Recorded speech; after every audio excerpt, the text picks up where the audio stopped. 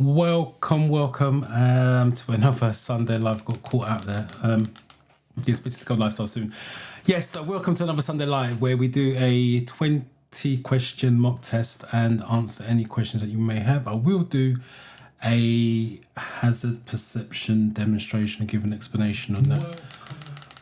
Because you guys are still struggling with the hazard perception. So I'll do a demonstration for that as well. If you've got any questions, please feel free to ask it. That's why I go live to answer the question personal to you.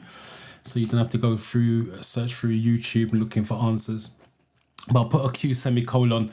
It makes it easier for me to see it. That way you don't have to keep typing it in and please can you answer my questions. So hopefully you guys have had a good week and enjoy the sunshine as it is at the moment. So, I've gone blank. Right, let's say hello to you guys. First, Judith, good morning to you. Welcome. Marcel, good morning to you. I'm here today. I'm glad you are here. Welcome. Hopefully you are fine. David, welcome to you. See in the comments. Okay. Right. Remember, if you guys got any questions, good morning. Type into the comment section. Theory related, driving test, anything to do with learning to drive, learning to study. Do not be afraid to ask, because I repeat, that's why I go live, so you can answer I can answer your questions personal to you. Who's this? Kerry, morning. Wow, he wasted no time. First and foremost, congratulations on passing the theory test. 45 65 is a high score. Well done to you. And you got your driving, I'm assuming that's your driving test in October. What are we now? We've just turned May, June, July, August. It seems far away, but it's not far away, if that makes sense. So hopefully you got more than enough time to be ready. So hopefully you are taking lessons already. If you have never driven before, that will be touch and go. 2 hours a week for October, but hopefully you've got some driving experience under your belt already. But I wish you luck with that in October. Pop in October, because I'll still probably be going. So pop in October. Let us know how your driving test went. Just out of interest, where are you taking your driving test? What area?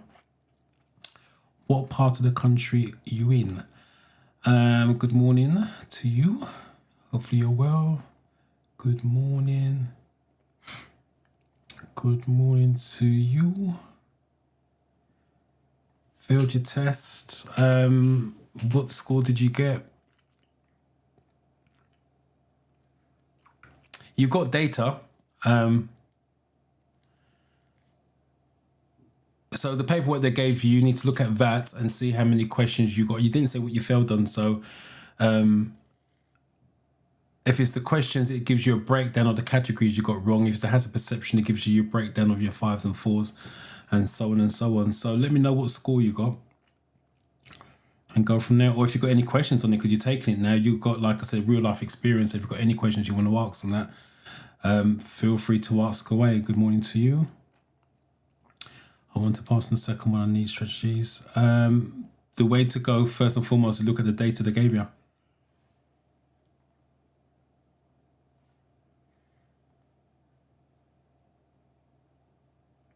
Yeah, well, if that's the case, you've been having 2 hours a week. As long as you keep it going, you should be more than ready by October. Oh, Boreham Wood. It's not a million miles away from me. I've been to that test centre a couple of times. This car park's a bit dodgy, but outside of that, the area's not too bad. So yeah, I wish you luck with that. I really, really do. Good morning. Good morning. I failed and I need help. When you guys put I failed, I need help, you need to give me a bit more information. You need help on what? First of all, I don't know what you failed on with this questions of hazard perception. you need to give me the scores, because I don't know you, so I don't know how you studied, when you studied, how long you studied for. The only thing I can go on with the live is your scores to start off with, and then go from there. You got these were my scores, but there's nothing after it, unless there's another comment somewhere down the line. I failed on 3 points on hazard perception. You didn't fail on 3 points on hazard perception. You may needed 3 more to pass, but you didn't fail on 3 because it's out of 75. This is what I keep saying to the emails I get, even the students. You need to, if you fail your theory test, let's just say for argument's sake it's questions, or in this case I think it has perception. You need 43 to pass on the questions. If you got 42, 41, you didn't miss it by 1, you didn't miss it by 2. Okay. If it has perception in this case, you said you failed on 3 points. So I'm assuming you 3 short, which is 44. So you got 41. You didn't miss it by 3 points. That's what you guys got to stop telling yourself. You needed 3 more to pass, or you needed 1 or 2 to pass in the questions. That's what you needed to pass, but you didn't miss it by that much. You failed it because you got X amount of questions wrong. So if it's the questions, you got 41, 42. You missed it. You failed by 8 questions because it's 50 out of 50, or you failed by 9 questions. If it has perceptions out of 75. So the reason why I'm saying that, once you turn around and say, I missed it by 1, the brain automatically thinks, oh, I'll get it next time. And then you go and book another one. That's the common thing that students do. I missed it by a couple, blah, blah, blah. Go home, book another one for next week, 10 days, 2 weeks time. And guess what the result is in 10 days, 2 weeks time? It's the same result. The reason why, as I repeat, you've told your brain you missed it by 1. So you study to get the 1 question right. You study enough. It's just the way the brain works. So what you need to be doing is that I got 8 questions wrong, because think about it. When you go for the next test, it's going to be a different set of 50 questions. So if you try to study just to get 1 or 2 more questions, and it's a different 50 questions, let's just say for argument's sake, it's road signs. You got 3 or 4 questions wrong on road signs, and they change that because you only studied enough to get 1 or 2 more questions right, blah, blah, blah. When they change, it's a different 4 or 5 different road signs. You're going to get the 4 or 5 different road signs wrong. So it's the same result. You have to study the categories inside out that you got wrong, and then go from there. So stop telling yourself you missed it by 1, you missed it by 2, you missed it by 3.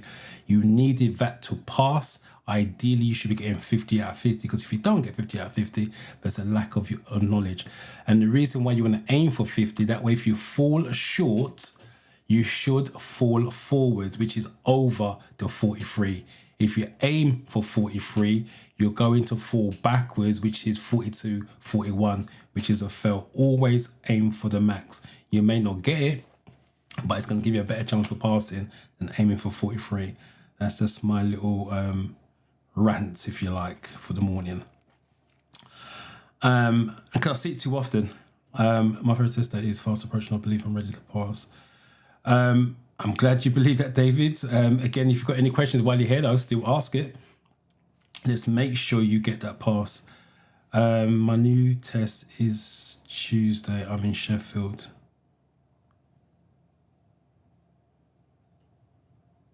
Right, this is a prime example. This is exactly what I just said. You didn't say when you took your test. Let me just put this comment if it comes back up. I failed on 3 points on hazard perception. Didn't say when you failed. And then I've got my new test is Tuesday. I'm in Sheffield. And that's exactly what I've just said. The common thing is you missed it by X, and you think, oh, I just need a couple more studying sessions, blah, blah, blah. And I go and book it for the following week. I hope that you pass. It has perception anyway. So I'll do a hazard perception demonstration for you later on. If it was questions slightly different, hazard perception is easy enough to turn around in the space of a few days. But this is the prime example where you've told yourself, I've missed it by a couple. Let me book another one for the following week. That's not the way to go. But like I said, in your case, it has a perception, so that's easy enough to turn around. The questions are harder to turn around in a short space of time. because a hazard is a hazard. Once you know what a hazard is, you just apply it to any video. But I will show you, I'll demonstrate that. Hopefully that would be enough for you on Tuesday. But please come back next week though, let us know how you got on. Good morning to you. I failed my theory test on the 30th March. No, April. Losing my date. Months. On multiple question 40, 10 questions wrong. That's lack of knowledge. You still don't understand the safety factor, what they're asking. That's the reason why you got 10 wrong. If you've got 10 questions wrong, you're looking at 6 to 7 categories. So I was restudied those categories, but that suggests there's a lack of understanding of the safety factor. How do you join the study camp? Study camp, the link is in the description of this live, and I will put the link in the comment section as well. So the link is now in the comment section.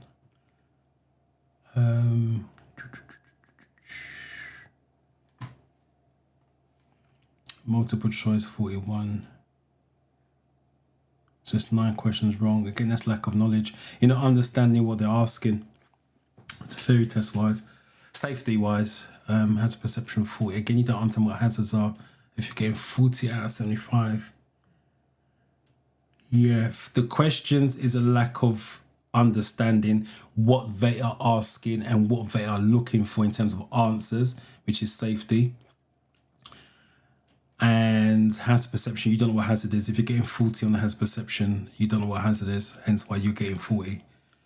The scores are too low. I'll tell you what I'm going to do. Let me stop it there, and then let me just do the overview, because I'm going to be repeating myself and I don't want to be doing that on the live. Right, the questions, multiple choice is 50 questions on the Davy test. It's multiple choice, 1 out of 4 that you need to pick. You picking the safest option, which I'll come to in a minute. I will say and stress, and this is why some of you probably on here are failing as well. The questions on your apps, regardless of what app you use, it doesn't make a difference what app you use. The app that I recommend though is Driving Test Success, because the interface is more friendly, usable, and it's starting to put driving stuff in there, which means you can use it after you pass your theory test for your driving side of it. So the questions on the apps are sampled questions. I repeat, it doesn't make a difference what app you use. They are sampled questions. They are not the real questions. Some of you are still studying like it's religious, memorizing all the answers, all the questions, and going to the real test, and you're shocked when questions come up that you have never seen before, or it's worded slightly differently. The DVSA who set the questions for the real test are given license to users, that's the apps, people like me who's a licensed trainer, to use their license questions. They're not the real questions. No one knows what the real questions is other than you guys who've taken the test, and I know what some of the questions are because of the feedback I get from the students. So you need to understand what they are asking in terms of the question, and then you need to understand what they're looking for in terms of the answers, in terms of safety. So when you go for the real test, it doesn't make a difference how the question's worded, or if it's a question you've never seen before, the understanding's there, which means you understand what the answer is. If there's 10 of you in the room, it's 10 different tests going on. And I don't mean, obviously, it's 10 different people in there, 10 different tests. I mean, it's 10 different set of 50 questions. The questions are not repeated for the same 10 people in the room. So one person to your left may be getting 5 road signs. The person to your right may be getting 3 road signs. You may be getting 2 road signs. And that's why if you watch my videos, I always say study the categories, because you don't know how your 50 questions is going to be made up. That's the first thing. You have to get 43 out of 50. Just in case you didn't know, it's 14 different categories on the... your theory test is made up of 14 different categories, and all the categories are in the apps. Time-wise, you've got 57 minutes, which if you studied, it's more than enough time, which comes back to the title of this live. I still see, this is in the study camp, and this is what people are emailing me as well, studying for an hour and a half, 2 hours. You're wasting your time studying in one sitting for 2 hours, hour and a half to 2 hours. That's pointless. And I'm going to tell you why. The real test, the government test, the DVSA test is 57 minutes. There's a reason why they set it at 57 minutes, because that's the amount of stress, the brain information it can take in. 57 minutes is the sweet spot. Hour, no more. You guys doing an hour and a half, 2 hours. Once you got over the hour mark, it's just jumbled up. Words and all the rest of it. So the brain is not taking information, so you're not learning anything. So that second hour is a waste of time. You shouldn't really study for more than 57 minutes to an hour in one sitting. If you want to study for more, take a good half an hour, 45 minutes minimum break, and then go back to it. I wouldn't do that, but everyone's different. So you guys studying for an hour and a half, 2 hours, you're wasting your time in the second hour. That's why I said I'll see a lot in the study camp, and that's going to be the conversation that we have today at 1 o'clock, because I went in there before I came on live, and I still see my students, even though they've been told not to, doing it for an hour and a half, hour, 40 minutes. It's a waste of time. And also another thing I see you guys doing, and I will do a video on this one, doing mock test after mock test. So you do a mock test now, and then let's just say for argument's sake you got 46 out of 50. Then you do another one straight after, which you're now getting 48, 49 out of 50, and you think, right, I'm learning. You haven't. The app isn't designed to show you 50 different questions. It's designed to show you the questions you got wrong from the previous test. When you get your highest score in the second mock test, it's not because you've learned anything. You just memorize what you did 5 minutes earlier. So again, you should never do a mock test back to back. Maybe if you want to do a mock test back to back, do it on different apps. Never do it on the same app. I repeat, the app is not designed to show you 50 different questions. It's designed to show you the questions you got wrong previously that you just did 5 minutes earlier on. And this is what I keep saying. When you study, you need to study quality. You guys are studying quantity, not quality. A 10-minute, 15-minute study session with a goal set in mind is better than an hour and a half, 2 hour studying session. And what do I mean by a goal? Again, arguments say, let's just say you want to do documents, study documents, and that's all you want to do. You want to get 100 at 100 on documents. It's a shorter section, it's only 27 questions, but the point when I was saying 100%, you want to get 27 out of 27. Now, if you get 24 out of 27, understand why you got the 3 questions wrong. Take a break, revisit the category at a later date, and then get 27 out of 27, and then move on to a different category. Set goals so you know if you are improving. Doing a mock test is not a goal. Doing a mock test is just a memorizing exercise deep down. After you do that, you go into hazard perception, which is 14 videos, 13 of them are single hazards. Again, the hazard perception in their database is random, so it doesn't mean that you're going to get the same hazard perception as the person next to you on that. But as I said earlier on in this live session, a hazard's a hazard. Once you know what a hazard is, you just apply it to any video, but I'll explain that when we go to the end of the mock test here. I'll do a demonstration for you and explain what a hazard is. And you need 44 out of 75, so your average has to be 3 per video when you're doing that. Some of the answers are common sense. You don't have to have driving lessons to answer some of those questions. Just use common sense in terms of that. But what they're really looking for is a safety outcome. This is why I say you guys don't understand what they're asking. You're not choosing the safest option. And if it doesn't lead to safety, it's going to be controlled outcome, which is your motorway questions and answers. And normally your first aid leads to a controlled outcome. And some of you are asking me in the comment section, which I can see, how do you join the study camp? The study camp is a 30-day study camp. It's longer than that if you have to stay in there longer. 30 days is a sweet spot, because once you start to study more than 30 days, the questions in the apps get repeated, because like I said, it's only 774 questions. At some point you exhaust all those questions. So what you don't want to be doing is studying for 2 months, 3 months, 4 months, because it's the same questions, same answers, same questions, same answers, same videos.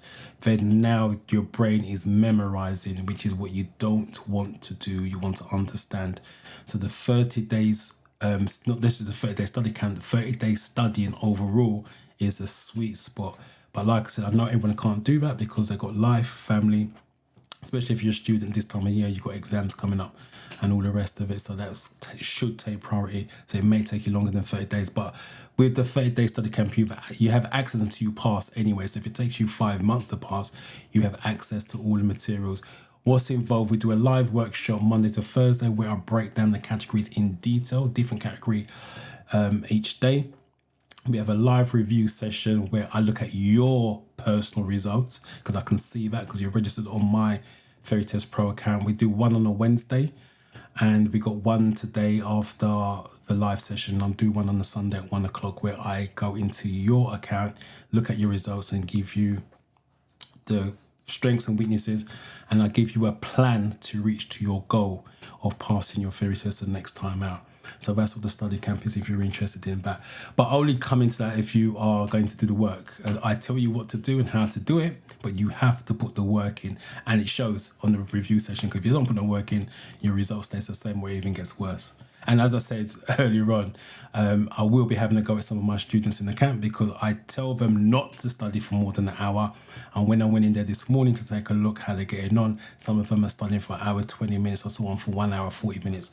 So we will have words when we go in there at 1 o'clock. But that's not the way to study. Right, so let me just finish with the comments and then we'll start with mock test. Because I'm going blank today, I don't know why. Do you think the ferry test you can pass within 2 weeks? Yes, you can pass within 2 weeks. I used to do a 5-day boot camp. I still do for the driving school that I just left. I still do their training nationally. They do the training 4 days. They do it Monday to Thursday in the live session, and they take their test on a Friday. But as I said, because we do it but they're driving as well, so they can reinforce it with their driving instructor. But that's irrelevant. It's quality that I do. As I said, it's quality and it's structured. That's why they can pass in 4 days. So to answer your question, yes, you can easily pass in 2 weeks. But it's got to be quality and structured. Multiple choice, I got 32, 50, but I passed very well and has a percentage 55, 75. That's 18 questions wrong. My maths is right. It's 18. That's a lack of knowledge. You're back to square one. If you was my student, I would get you to do each category in turn. If you're going for the real test, it's not... I'm going to keep it real because that's what I do for my students. On the overview I just did, I said some of the answers are common sense. Out of your 50 questions, you normally get about 20, 22 questions, maybe more, just common sense. You can answer without no studying whatsoever. So that's 20 questions and you got 12 more than that. I'm assuming you studied for the test, and if you got 32, there's a serious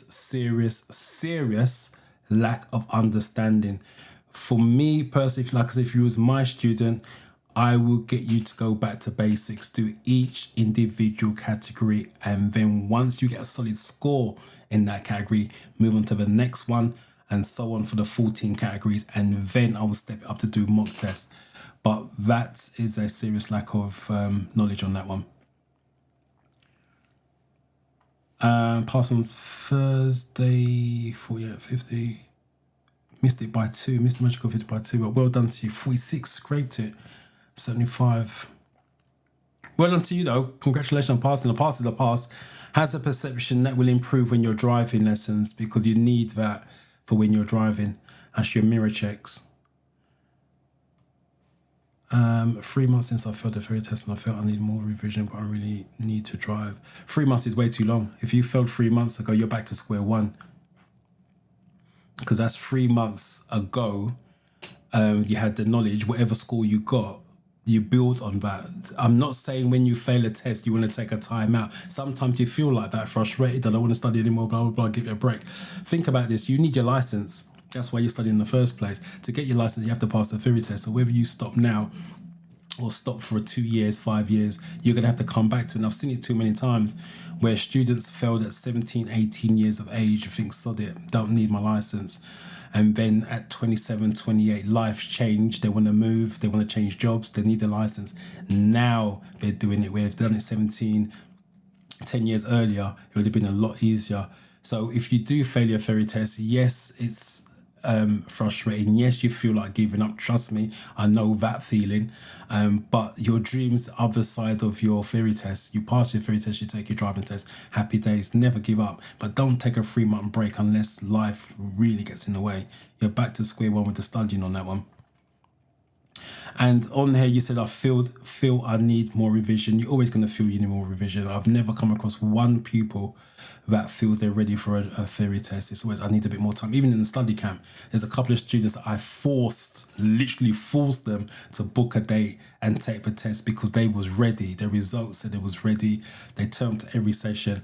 They took it, passed it, happy days. But when they wanted to take it, I think one was in May, mid-May, one was in June. They went, and they already passed it. Now they wanted to drive in. If I let them wait to May, wait to June, they'll still be studying. So get on with it. All right, I'll go through the comments, but let me start the mock test because that's why you guys are here. You're not really here for me to just keep preaching to you guys. So share my screen. Those of you that are new, welcome. Let me get my mouse on there. This is question 1. You're traveling in very heavy rain. How is this likely to affect your overall stopping distance? This is A, this is B, this is C, and this is D. Please put the question number. So if you think it's if you think it's C, please put 1C as there's a, can't get my words out. There's a delay between me and YouTube and you and YouTube. So always, you take the time to type it in. Let me take the time to show it. But I can only show it if the correct number is beside the letter of choice.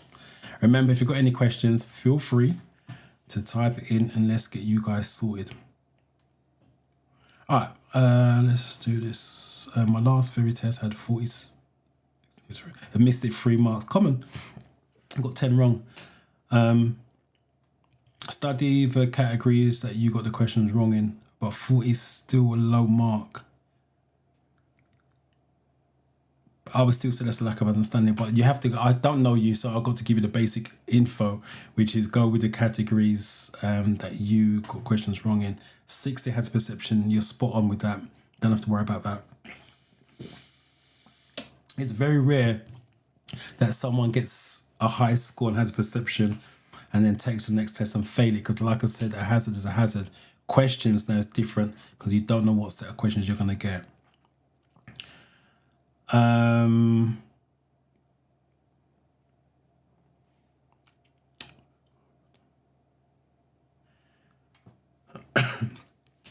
doing good morning. First of all, I don't think I've seen your name before, so welcome. I was referred by a friend. Thank your friend for me, by the way. Anytime your friends or instructors recommend my channel, please thank them on my behalf because I appreciate the shares. I've been finding it difficult to get the driving success up on my laptop. You can't get it on your laptop. Are there apps for different devices? Yes. Driving success, otherwise known as the driving test success is the full name. Otherwise known as the 4-in-1 is an app. It's on your phone and your tablet. You can only get it on your desktop. This is what I'm using on my desktop, but it's the driving instructor's version. It's a subscription which I pay for every month, and I use it because obviously I do the live sessions, and when I record my videos, I use it. So you can get it on there, but you have to pay monthly for it. I don't know what the cost is monthly because it's just, I've been using it for years and just take the money out, so I don't even know how much that costs. But you can get it on your desktop. Just go onto their probably website and read the information and pay for it, and go from there. Are there apps for different devices? Yeah, it's mainly apps. It's designed for you guys to study on the go, on your lunch break, on the tube, on the train. That's the way it is. But as I said, you want quality rather than studying on the move. Let me just see. Start some of these again. Right, let's see where the ones are.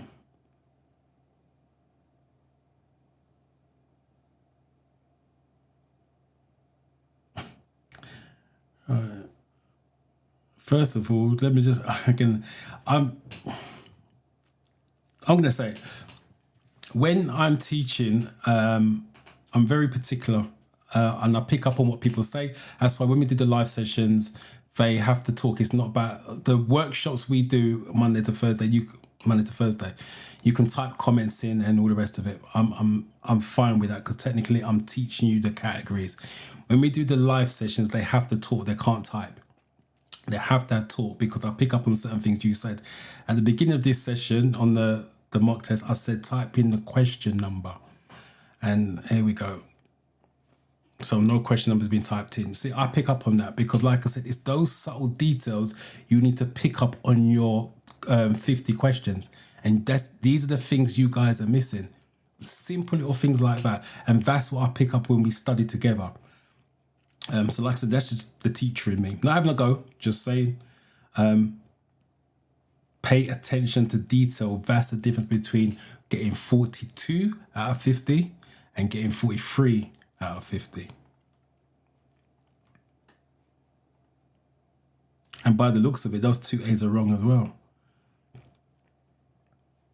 Samuel, good morning to you. Happy May to you. I got a C. You guys are going for C's, B's and A's. It's interesting. You're traveling in very heavy rain. So it's rain. That's the key bit, rain. Rain is doubled or 4 seconds. Doubled is B. 10 times greater. For those of you that went for A, 10 times greater is ice and snow. C, it will be halved. How can it be halved if it's wet? For those of you that went for C.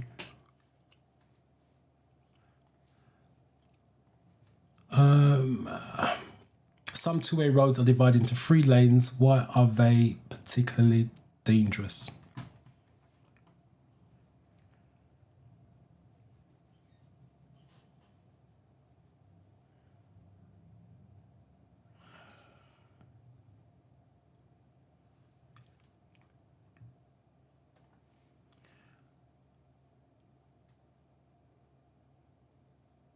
Ooh, 43. First of all, I've not seen your name before, so what's that? Fun God. Welcome. 43 out of 50, just scraped it. Has perception 60, 65 is a high score, so well done to you. Again, the teacher in me, 43 out of 50, you scraped it.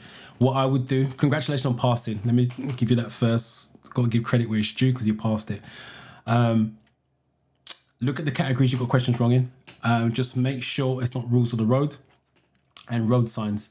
And if it is, if you've got any of those categories wrong, I would brush up on your road signs and I'll brush up on the rules of the road. The reason why those 2 categories you are definitely going to need for your driving lessons. So that's what I would do on that. But like I said, that's the teacher in me with the scores. I have 10 days till my theory test. I have a few categories I'm giving myself until Tuesday to finish. Any tips to help me pass? I have 10 days till my theory test. Why are you giving yourself to Tuesday if you've got 10 days? Tuesday's 2 days away. Which I'm not understanding why you're giving yourself to Tuesday if you've got 10 days. Any tips to help me pass? Don't give yourself until Tuesday. That's the first one. I don't understand why you're giving yourself 2 days because Tuesday's 2 days away. I'm not understanding why you're doing that if you've got 10 days. Read the questions very carefully, read the answers very carefully is the basic tips on that. But that's the first mistake you're making, giving yourself to Tuesday. I don't understand why you put yourself under pressure like that.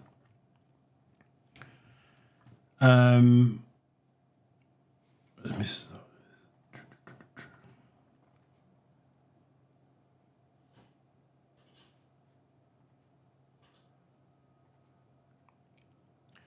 Fresh Faith, good morning to you.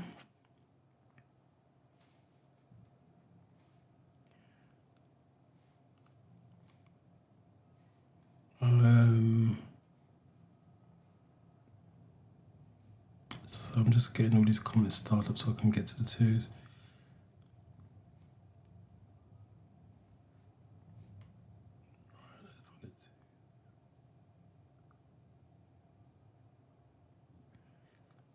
There we go, I think this is the first one.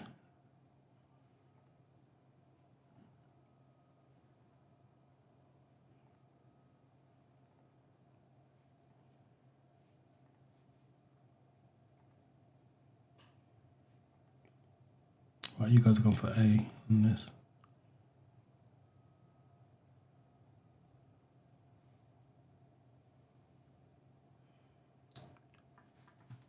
Um, 2A. I'm reading B, God. Yeah, it is this one, yep. Right, 3. What should you do if you have to make a journey in foggy conditions? Right, let's get some of these comments out of the way now. Let's take a look. Right, we've done that. 10 days. Don't give yourself until Tuesday. Some questions threw me off. The question you got to ask yourself, why? If you're prepared for it, why does it throw you off? That's the question you have to ask yourself. Because like I said, if the understanding is there, the question doesn't throw you off. This is, let me give you a quick example, and I use this all the time when I'm teaching in the car. When I teach my students to drive, and this is how I do the ferry as well. Well, you guys know from the videos, I keep things simple, but in the car, I keep things very simple as well when I'm teaching my students. And I teach them very, very simple, as in 2 plus 2. 2 plus 2 equals 4. For the examiner, 4 is safety. That's what I always say to my students. 2 plus 2 equals 4. 4 equals safety from an examiner. That's all you're trying to deliver, is a safe, controlled drive. So I teach them the very basics to get that. Now, as we're driving along and I transfer independence to them, when they start to do things on their own, if they do things slightly differently and it's the same outcome, safety, we don't have a discussion. There's no point, because they're putting their spin on it. And what I mean by that, if they go away from my 2 plus 2, they make it 3 plus 1, still 4, same outcome. If they want to do 4 plus 0, still equals 4, same outcome. And that's the theory test. It's the same. It doesn't make a difference how they word the question. They're still looking for the same answer. So if you understand the question, the answer still leads to safety. So if you're saying the questions threw me off, the question you have to ask yourself is, did you understand the question? Because if you did, the question doesn't throw you off. So that's why I'm saying it's about understanding the question. So when they spin it in any other way, the answer, you're still going to know what the answer is. And that's what you guys are missing. And that's why I say to you, when you do the app, some of you are studying and think it's the real questions. Oh, I remember this. And I give another quick example. I think I've used this before, where a student of mine came into the camp. She failed the test about 4 times before she came into the camp, I think it was. And we had a discussion, and she done mock test after mock test, getting 49s and 50s. And I said, you're memorizing. She goes, no, I'm not memorizing. I understand it. And she mentioned one of the questions on the real test, similar to what you just said. A question threw me off. It was about lights, and she didn't see dipped headlights on the answers. It was just headlights as an answer. She didn't see dipped headlights. So she obviously picked the wrong answer. Now, if she understood the question, she would understand dipped headlights and headlights are the same thing. And that's why I said to her, you're memorizing. You didn't understand dipped headlights and headlights are the same thing. Notice I'm saying you did not understand dip headlights and headlights are the same thing. You just understood the answer as dipped headlights. And I repeat, that's where you guys are going wrong. In some cases, you're not understanding what the answer can lead to. You just understand the answer the app gives you. And that's the big mistake. But the apps plays a part in that as well, because they don't help you out with explanations. Let me do number 3, find the threes. I can't stress enough, it's all about understanding. I've got to see on, if you don't understand it, then you're hoping the questions come out the way your brain understands it. But if you understand it, then you're not fussed how the question's worded. 3B. Yeah, leave plenty of time for your journey. And I'll give you another little tip. It's the same question. What should you do if you have to make a journey in foggy conditions? So it could be the same question on the real test, but this answer is not there. They don't give you this answer on the real test. And the answer will be clean the windscreen, clean the headlights is the other option. And this is what I'm saying. You guys read the question, understand that. That answer is not there on the real test. You guys start to panic. And like I repeat, it's the same question, identical. What should you do if you have to make a journey in foggy conditions, clean the windscreen, clean the headlights is the other option on the real test. I think they've got that option in the app as well, to be fair. There's been a collision. How can you help a driver who's suffering from shock?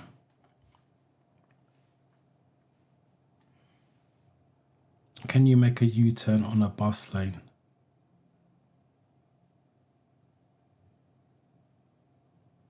Can you make a U-turn on a bus lane? That makes sense. I don't know if you're talking, if that's a real question you're asking as in general question in real life, or you're asking me a fairy test question. They don't ask you that in a fairy test, that's for sure. It's not a safe option to do, but if you talk about real life, yes, you can do a U-turn from a bus lane if the bus lane is not in operation, is the answer you're looking for. So if the bus lane 24/7, you can't start the U-turn from a bus lane. But if the bus lane can be used normally, then yes, you can. But that's not a fairy test question, by the way. Good morning, to run a passport fairy test.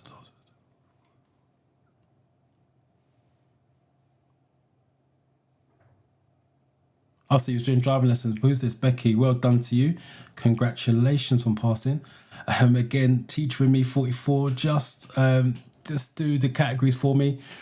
Road signs, rules of the road. Just make sure none of those showed up on the categories you got wrong. Brush up on that so you can apply it to your driving lessons. But well done though. I've not seen your name before. Isa. I think I'm saying that correct. I'm not English. I'm not English.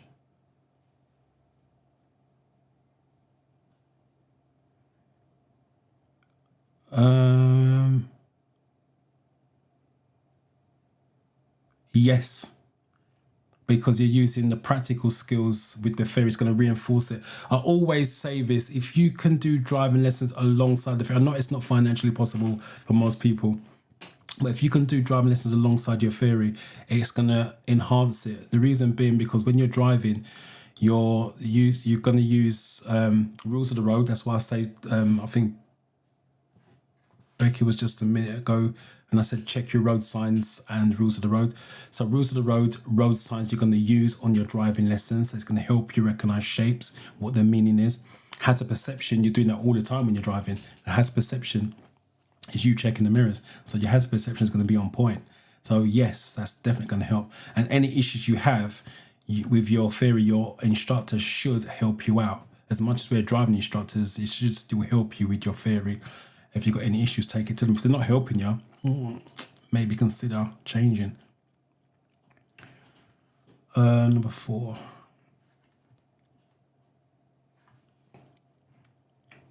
And that's another thing as well. If you guys are struggling with your theory, if you're taking driving lessons, write the questions down, bring it to your instructor. They should help you out. It's all part of the learning process.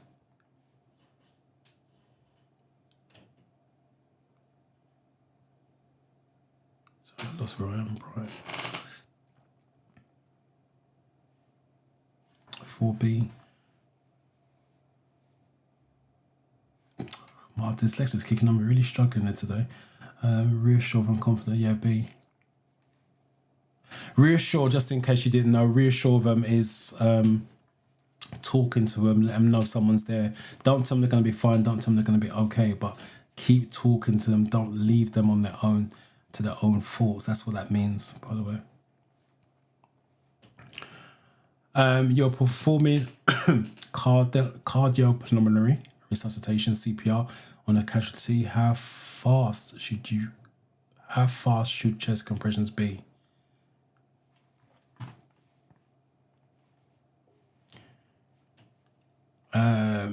I don't know, what if you do 4 hours of revision at spread out across the day?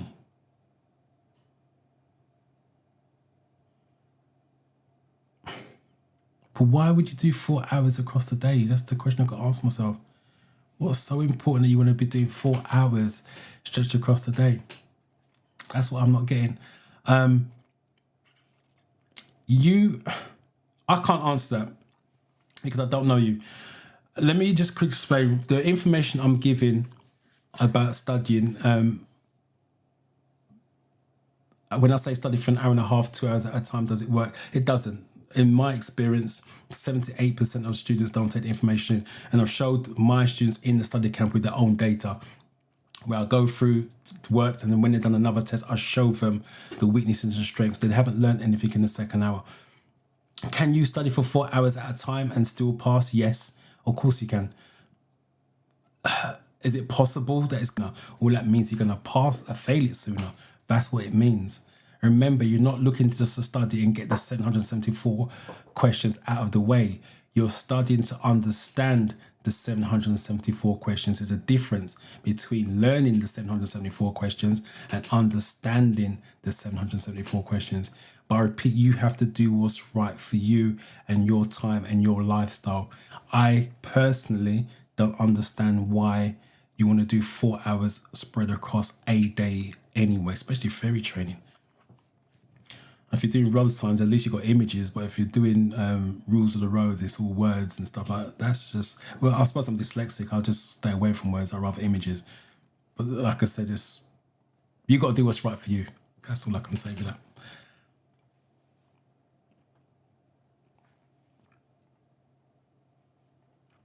I think probably, yeah, because I'm dyslexic. Me studying for 5 hours, or 4 hours, sorry. That's just a nightmare for me. 5A is what you guys are going for.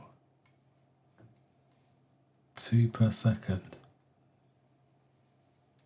Yeah, again, this is the other way they word it. It's 2 per second or 120 beats per minute. If you haven't worked it out, 60 seconds in a minute times 2 equals 120. So it's going to either be 2 per second or 120 beats per minute. They can word it either way.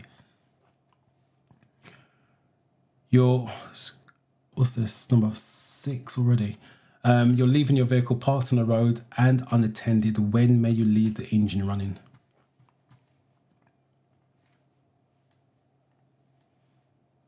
How much? I'm not sure what you're referring to with that.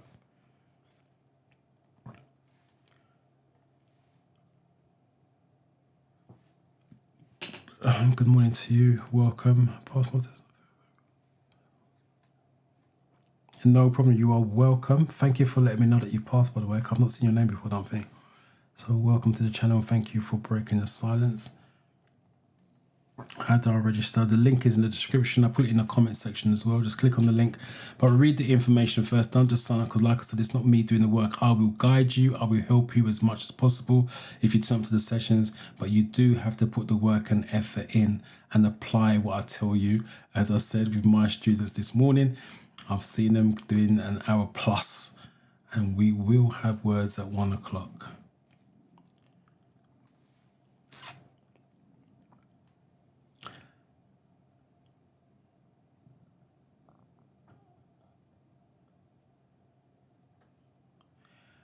Let me call you Faith. Let me come back to that quick. Let me just answer this number 6.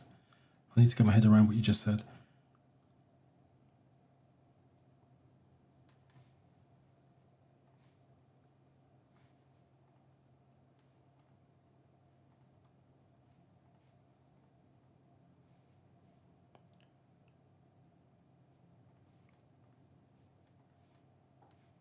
You guys are going to C. Yeah, never leave your vehicle running while you're away from it, because if someone goes in there, steals. If someone goes in there and drives off, you're not going to get any insurance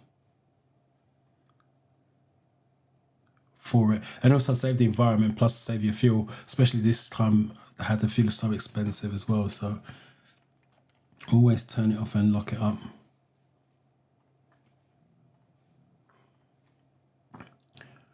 Number 7, on a road where trams operate, which vehicle will be most at risk from the tram rails?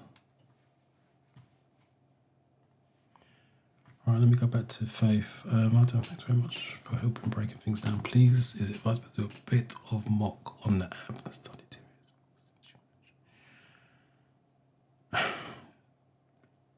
What's a bit of mock? What's a bit of mock? If you want to know, if you haven't got a test coming up, that means you've got no deadline. Ideally, you want to set a deadline, by the way. And what I mean by that, don't just keep studying, because before you know it, you've got 2 months, 3 months, 4 months down the line and you haven't booked a test. Set a realistic date that you know you can put the work in for. 30 days is a sweet spot. So let's just say, for example, you decide you want to pass your theory test today. Today is the 3rd of May. Look at 3rd, 4th, 5th of June. And then what you want to do is study each category in turn, any order that you want. You can do 2 small categories together. You've got safety rules and documents are very small sections. So you can do both of those together. Roads and traffic signs, for example, is 133 questions. I wouldn't be doing that with another topic on the same day. And just do the 14 categories over the 30 days. And then on the week of the test, 10 days before your test, start to step it up to a mock test. The reason why, if you do all the categories, you've exposed yourself to 774 questions within the app. So now when the 50 question mock test throws up any questions, you've seen it, you now try to understand it and see if you can answer it. And the app will show up any weaknesses. And that's the best way to study. If you've got a test coming up, it's already booked in, then you may have to cram stuff. My favorite thing, but the question you have to ask, why did you book a test and you're not being ready for it? So the answer to your question, what's a bit of a mock? I don't know what you mean by that. I would just do questions and then do mock tests. I can't see how you do mock tests when you haven't covered all 14 categories. How did you expect to pass a mock test if you haven't covered all 14 categories? It's like leaving your house and you have no idea where you're going to the destination or how you're going to get there. So that's what I would say to that. Reading the book, as I said, I got dyslexia. Reading books is not my favorite thing. I prefer apps, but you have to do you. If you're using the 4-in-1 driving test, it's got everything in there. That's why it's called 4-in-1. It's got the highway code in there. It's got the rules of the road in there. It's got road signs in there. It's got everything you need. Just go through the settings and pick out what you need. It's all in that one app for $4.99. You can't get better. But if you are a book reader, yeah, by all means, read the book.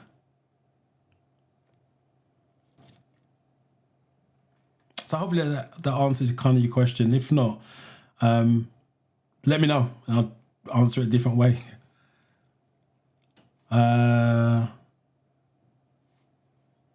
Sorry, let me 7.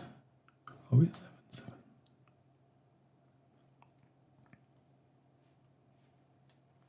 The other thing I will add, I'm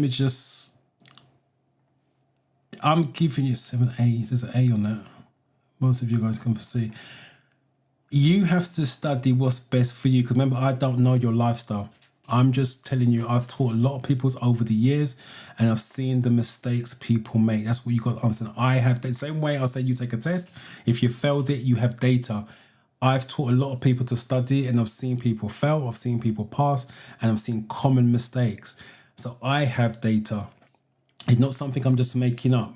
In the study camp, I got students in there. As I said to you this morning, I went in there just to take a look and see how they're getting on. And I see some of them studying for more than an hour. But that conversation we've had many, many times. And I can see their results haven't improved even though they're studying for an hour plus. So we had that conversation, but you have to choose what's right for you. I don't know your lifestyle. So don't go and say, Dorian said I can't do 2 mock tests back to back. If you want to do 2 mock tests back to back, feel free to do it. So don't feel like I'm saying something and you're going to stick to what I say if it doesn't fit in with your lifestyle. I'm just telling you the consequences of doing 2 mock tests back to back. Like I said, the app is not designed to show you. Like I said, I will do a video coming out soon showing you with the data as well from the study camp students. C.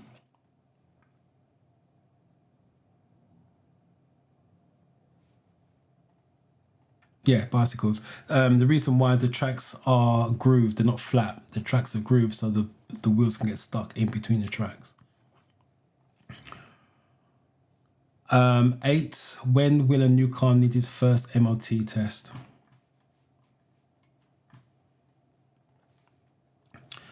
Good morning to you.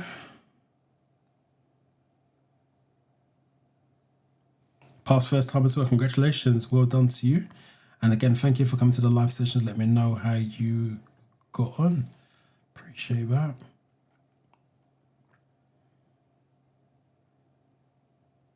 %100% teaching. Congratulations on passing in the last 2 weeks. Congratulations on passing. Again, thank you for breaking your silence, because I've not seen you here before, so well done to you. Appreciate that.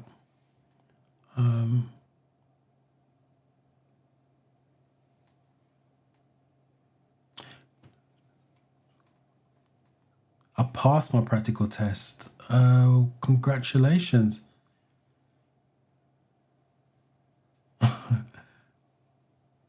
Common hazard perceptions and bus lane. Well done to you. So you are a driver now. Safe driving. Just in time for the summer. Hopefully you can get a car for the summer and drive around and enjoy the weather that we've been getting. Number 8. And it's that time of year where instructors start to get busy. You really want to get your, if you want to get your license, get your theory out the way and get your license, driving lessons booked up and get your tests done and dusted this side of autumn.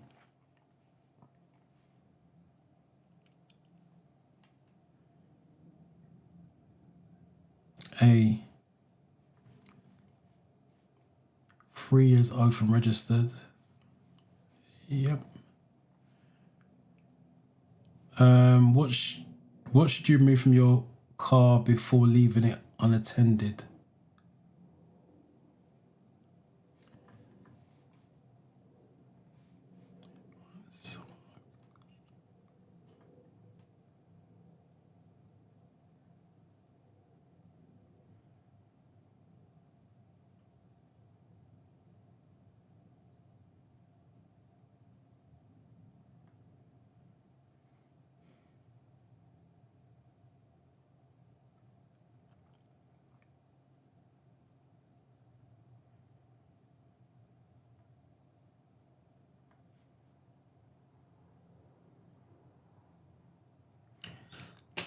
So there's a comment that came up here and I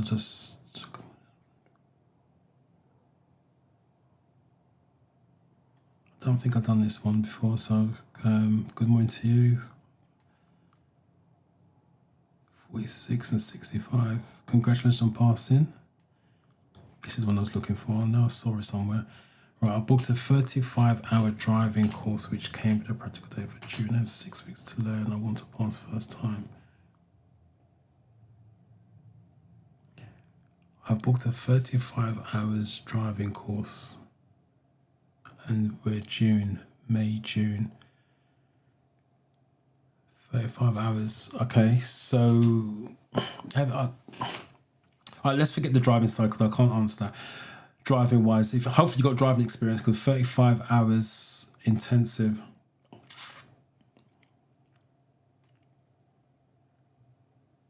Hold on a minute, one sec. Sorry, I'm going to come back to that because that doesn't make sense. I knew there was something wrong with that. Let me come back to that. Let me do number 9 first.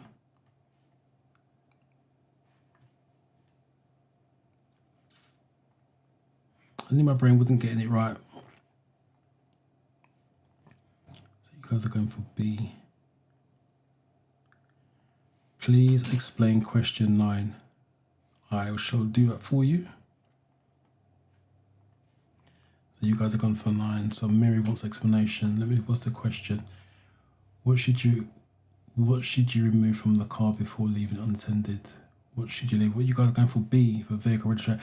Right, the reason why it's B, the vehicle registration document is a legal document.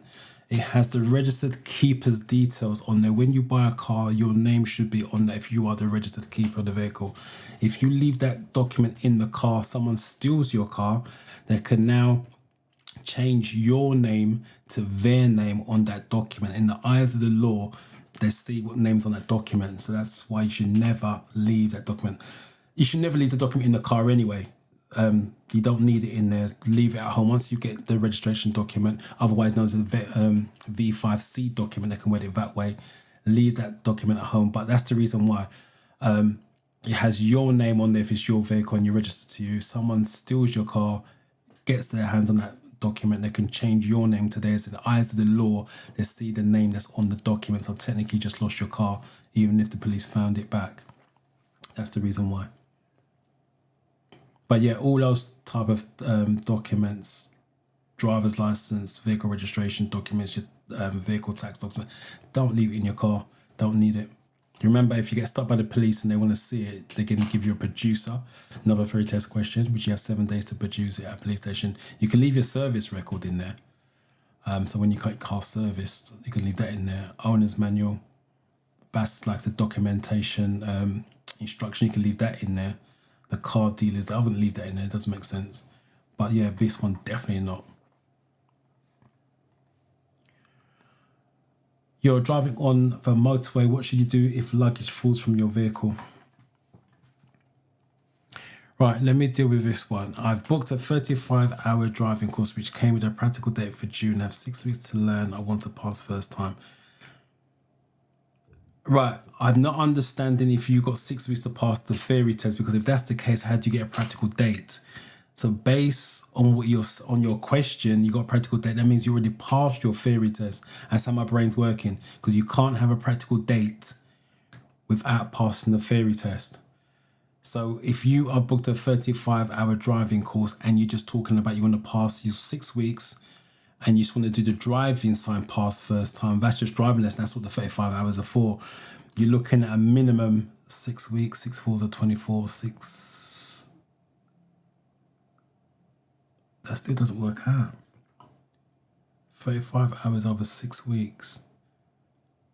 6 2 6 4. 6 4s are 24. 6 6s are 36. 6 6s are 36 over 6 weeks. That's 2 hours. That's possible. 2 hours, 6 hours a week. That's doable. That's definitely doable, but if you've got no driving experience, it's going to be touch and go. It depends how fast you learn. If you've got driving experience, that's definitely doable if you're doing 6 hours in the 1 week over that 6 week period. But if you're talking about the theory test, I don't understand how you got a practical date without passing the theory test. So that's, come back to me. If I'm not explaining it the way you want it explained, come back to me on that one. But in terms of driving lessons, if you're doing 6 hours a week over 6 weeks, it's doable. 35 hours, it's definitely doable. When is the right time to move into the next category when studying the category? Yeah, the right time to move on is once you are getting very close to 100% on the category. So again, use the document one, 27 questions. If you're getting 18, 19 all the time on the documents, then don't move on, because you're 8, 9 questions short. If you are getting 25, 26, then it's worth moving on, because 1 and 2 is not going to make a massive difference here or there. Now the road sign one's 133 questions. If you're getting 100 out of 133, then you want to stay on that until you nail it to about 130, 131. So you're looking virtually 100% on each category before moving on, because you remember, you need that knowledge for your mock test when you do the 50 question mock test. Number 10. No problem, you're welcome.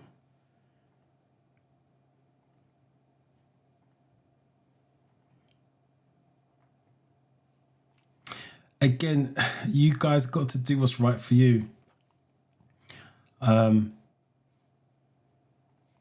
You have to do what's right for you, because you're asking me when should you move on. I can only advise you on that. Can you get 100% every time for each category? Probably not. Some of my videos when I've done a mock test, you see me get questions wrong. It's not always possible to get 50 out of 50. But you want to be passing the majority on a regular basis. That's the key. So when you see when I did the videos and I get my questions wrong, I think a couple of videos I got 48, 2 questions wrong, blah, blah, blah. It doesn't bother me, because I'm getting 48 and passing. Now, if I'm getting 43 here and a 42 there and a 44 here and a 41 there, you're not ready. It's got to be consistently passing on a regular basis. And I don't mean you pass today on documents, and you pass tomorrow on documents, and you pass on Tuesday on documents, because you're doing it back to back. You're not giving the brain to digest the information. All the brain is doing is remember what it did yesterday. So as I meant doing my class in the study camp, if I turn around and say to you, and 60 plus 60, and you turn around and say to me it's 130, and then I told you, no, it's 120, this is why it's 120, and I'll ask you 5 minutes later, what is 60 plus 60? I expect you to get it right. But now if I ask you in 7 days' time, will I expect you to get it right? Either way. And that's what I'm trying to do. When you do it back to back, all you're doing is remember what you did yesterday. That's not learning, that's memorizing. You guys see it as learning. That's the difference. And I'll give you another example. Let me just do this because I'm losing my track. I'm really struggling today. I think my dyslexia's kicking in massively. Sorry, I got blank. Number 10 question is a bit confusing. Samuel, number 10 questions. Right, okay, let me put that down. Let me just see what's that.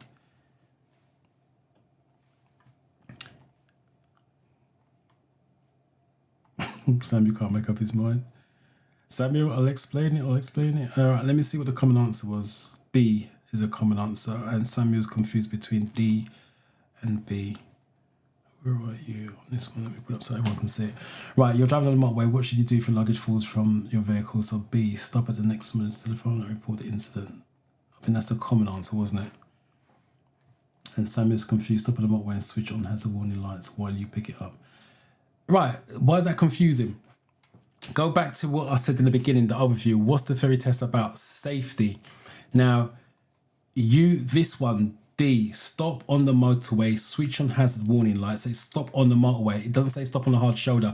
And this is what I was saying about attention to detail. Go back to, for those of you that was here, and I said to you, number 1, put question 1, and then A, and then some of you just typed in A. This is what I'm saying. The teacher in me picks up on certain stuff, and this is the bit you guys are missing. It says here, stop on the motorway. It does not say stop on the hard shoulder.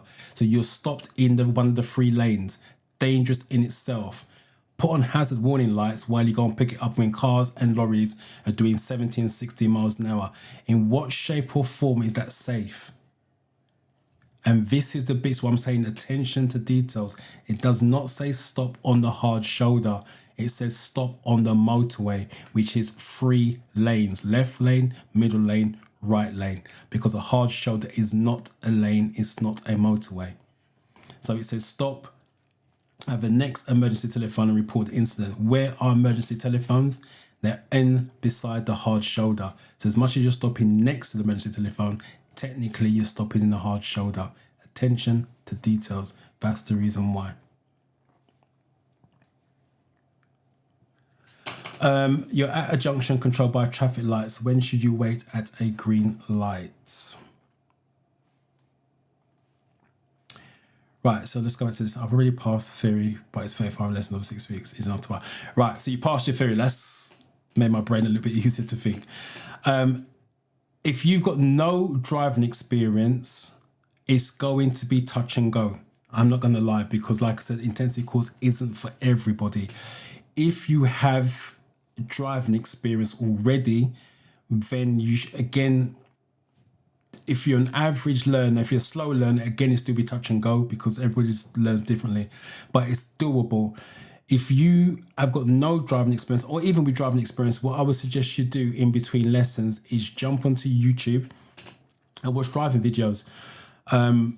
Driving School TV, Concord Driving School, and Clearview, DGN. Those are the channels that I would recommend to my personal students to watch, because visualization is massive. So in between lessons, just jump on YouTube.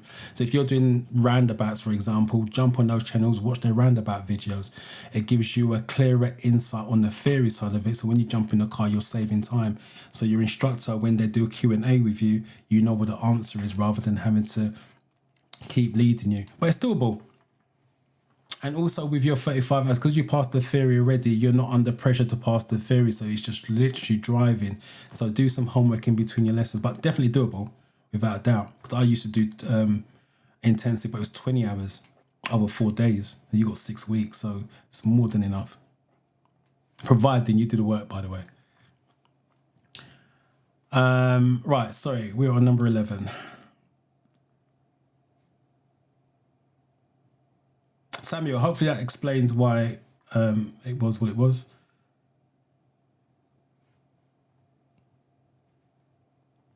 I got A, I got D, and I got a B. So you guys are confused on this one. Please explain number 11. I shall do it for you, Grace.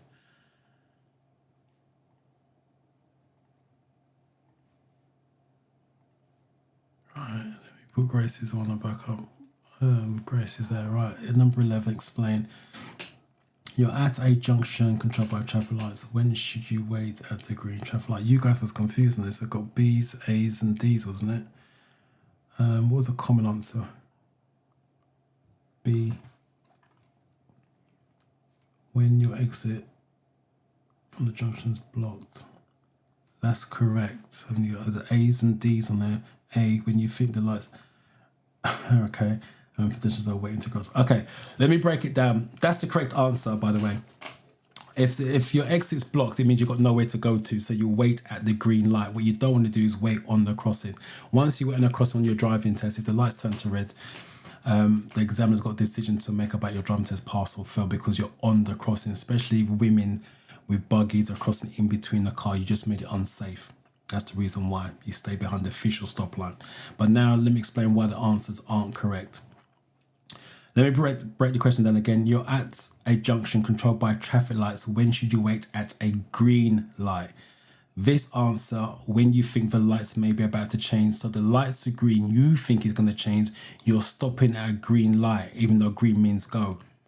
Now, the car behind you is not expecting to stop at a green light unnecessarily. So it's going to go into the back of you. That's why it's unsafe. Just because you think the lights are going to change, you can't stop at the green light. You have to wait for it to change. Amber, red, then do what you need to do.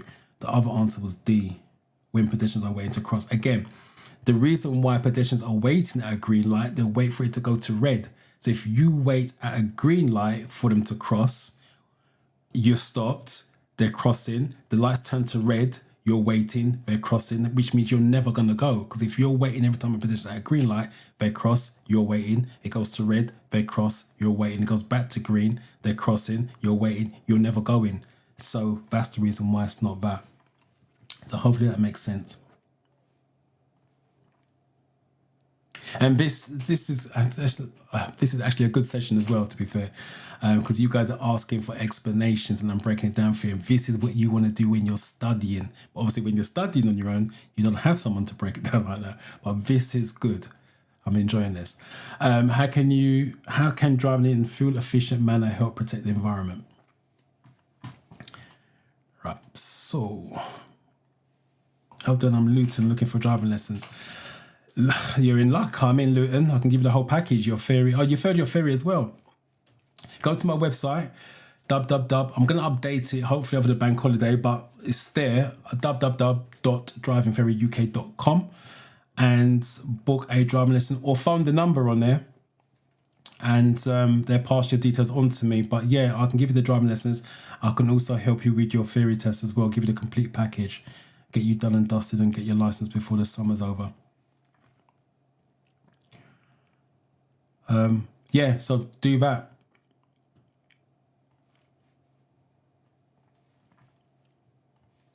Took the theory test on Friday for the first time. I passed it. I'm so happy. I'm glad you're so happy. Congratulations on passing. I remember your avatar picture from the last couple of weeks. So well done to you for passing. Thank you for coming back, by the way, and let me know that you passed it. Appreciate it. So what are you going to do now? You're looking for your lessons and driving test. Samuel, I did already. I paid.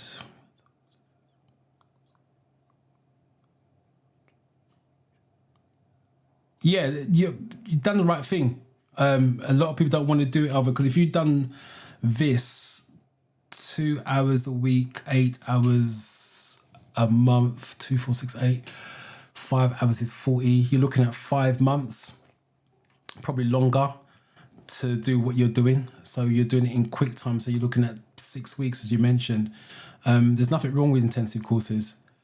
It's not for everybody because it is intense, but the way it sounds like you're doing yours, you're spreading it over the 45 over 6 weeks. So you can do a lesson on Tuesday. If it was me doing it, I don't work weekends. So I'll be doing 2 hours on a Monday, 2 hours on a Wednesday, and I do 2 hours on a Friday. So you get a break in between so the brain can breathe. That's when you want to watch your videos. Have the break over the weekend, watch more videos, come back and repeat the process, and you should be ready for your test. So it's a brilliant deal. I wish you luck with that though, by the way. I just deleted your comment. If you don't mind, just type in the company's name that you're using for that. Give them some props for that. I'll be on 12.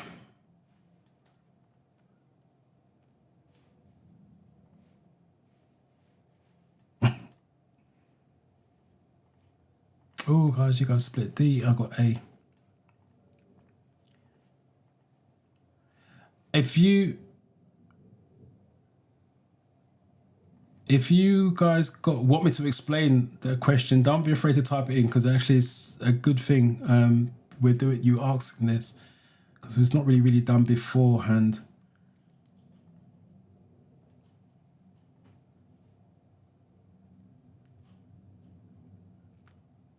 Yeah, you probably go through to Paul and just tell him you're asking for me for driving lessons. He'll pass your details on to me and I'll give you a ring on Tuesday. Once I get the details, I'll give you a ring and we get you booked in, and then work on your theory at the same time.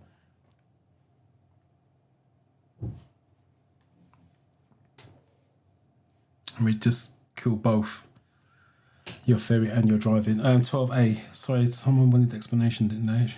Was it me? Oh, Samuel. Let me do 12 first, Samuel. How can driving if you're efficient? A. What you guys are going for A? By reducing exhaust.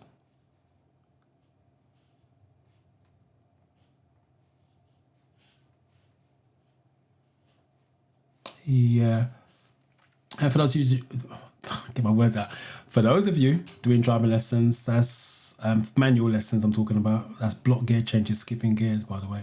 That's another way they can word it. How can you save fuel or driving a fuel efficient manuals? They may not have this option and you'd be skipping gears or block gear change.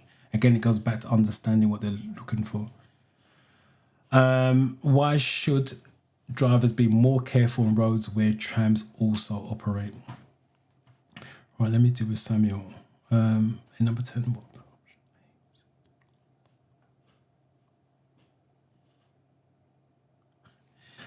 Samuel, what does the highway code say about waving? You can't wave at pedestrians, you can't wave at motorists. It is not a legal hand signal. That's the reason why it's wrong. Once you put waving in your answer, it's always going to be wrong. If you wave somebody on your driving test to cross the road, especially at zebra crossings, it's game over. You failed. You just don't know it until you get back. So you can't give hand signals. The only hand signal that examiner will accept outside of the highway code is thanking somebody. And when you're driving, you just literally hold the steering wheel. When you're driving, just hold the steering wheel and just do that. Thank you. And do that. That's courtesy. That's fine. But waving somebody or waving to someone to stop, it's game over. That's the reason why.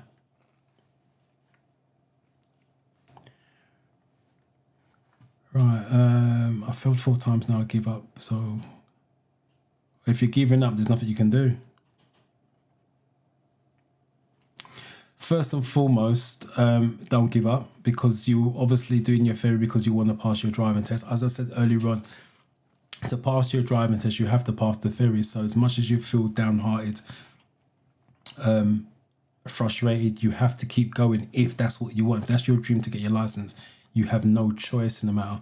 I said earlier on, I've seen it where students 17, 18 failed the theory test a few times, gave up, and then 10 years, X amount of years later, they come back for driving lessons because their life has changed. At 17, you can give up as many times as you want in terms of driving because you're 17, going to uni, college, whatever it is you decide to do.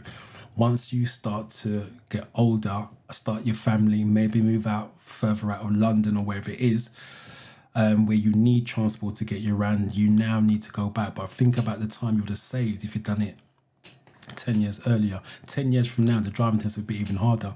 10 years previous to now, the driving test was a lot easier. I remember I've been instructor for 30 years, so I've seen all the changes. So keep going. What do you need to do to pass? You failed 4 times, so you got data. Put the paperwork they gave you, put it side by side, see the common denominator. If you want to be honest and you want to pass your theory test, join the study camp. Because at this precise moment, just from your comments, you don't sound totally confident or capable of passing it. I can help you with the confidence, the motivation, and keep track and hold you accountable. Join the study camp. That's the easiest way, and I'll get you past the next time that you take it, so you won't take it 5 times. Please, I need your number. Jump on the.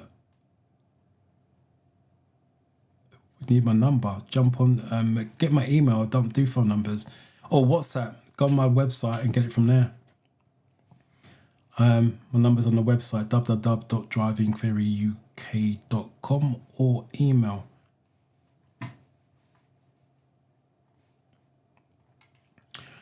Um, 13.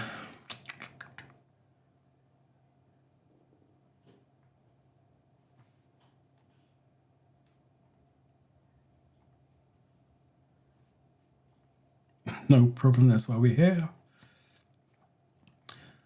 Explanation of 13, I'm confused. AB. Mary, I will do that for you. Let me just go through these.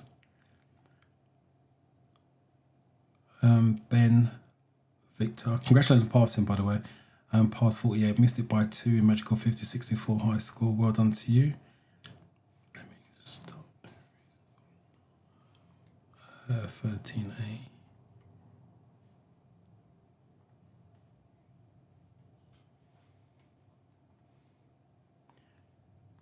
Right, who wanted explanation? Mary, 13. A or B? Why should drivers be more careful on roads where trams also operate? Because trams cannot steer to avoid obstruction, because trams cannot stop for cars. I think safety. This goes back to the question, I'm sure we had the tram question earlier on about who's most at risk. Cyclists, because trams can't steer. They're on tracks. Because trams cannot steer to avoid obstruction. They can stop, because they have to stop at the tram stops. So they can stop, so that's not true. He said, because trams cannot stop for cars. If they can't stop for cars, how come they can stop for at tram stations? It's because they cannot steer, they're on tracks, so they cannot swerve. If a car's going to, on a collision course, if your car can swerve to avoid you, a tram can't swerve. If it's going to hit you, it's going to hit you if you can't stop in time. That's the reason why. And if you break this question down, if you're going to go for detail, it says because trams cannot stop for cars. That can't be true. So why can't they stop for cars? They may not be to stop in time, but they can stop. Which type of glasses would make driving at night more difficult? So hopefully Mary, that explained it. Sorry.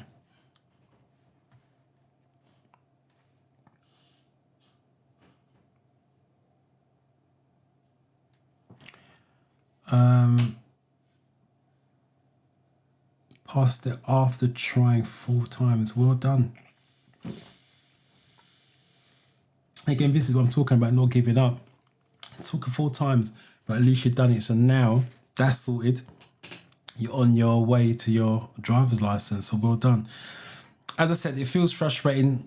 On average, when I've done the research, I've done a video about a year ago now on the pass rate.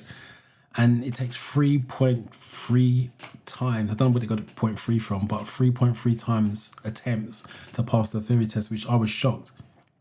And only 47% of people pass first time round. The rest are failing, taking 3, 4, 5 times. So as much as you're taking it 3 times, yes, it's frustrating and I fully understand that, but it takes that long on average for someone to pass the theory test.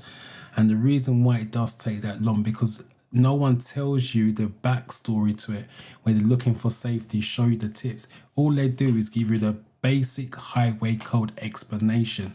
And that's the reason why this channel was started. I've done this in the classroom.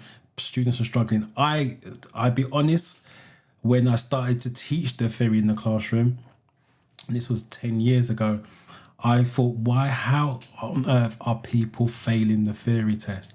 Because I couldn't understand it. To me, it was simple, but this is because I saw it from a driving instructor's point of view, not from a student's point of view.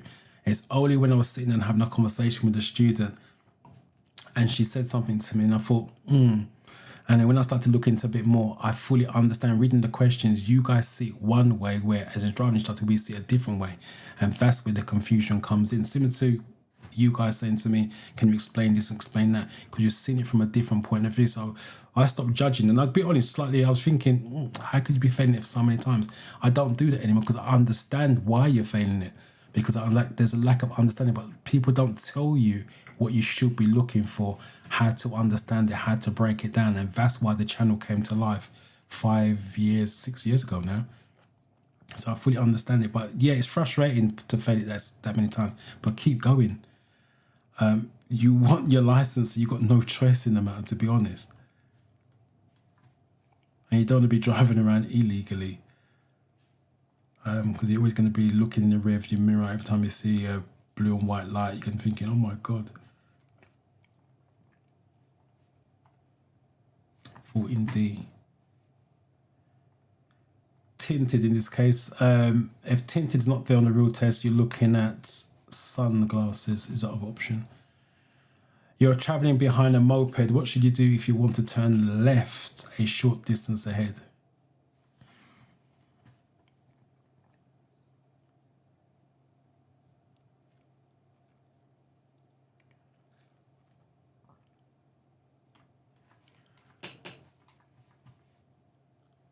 Right, remember, if you've got any questions, type them out. Let's get used to it before we finish off for the day.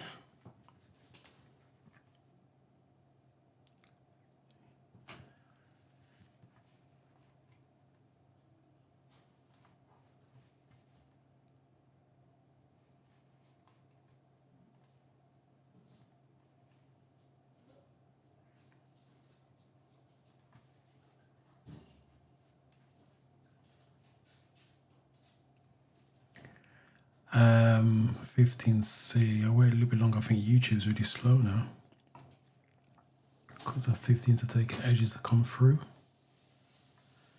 Not sure why this is shrunk.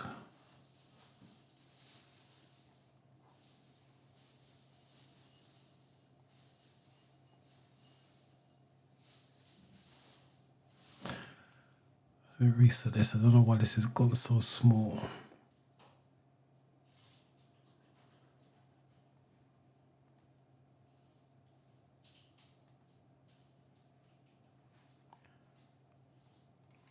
Right, that's visible.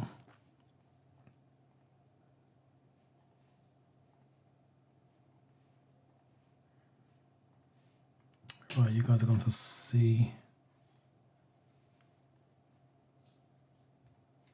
Yeah, stay behind.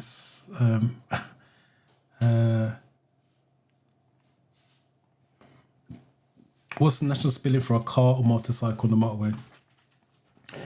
A moped is what you see the Deliveroo guys on. Deliveroo, pizza delivery. Those are called mopeds. So it's just a less powerful motorbike, if you like.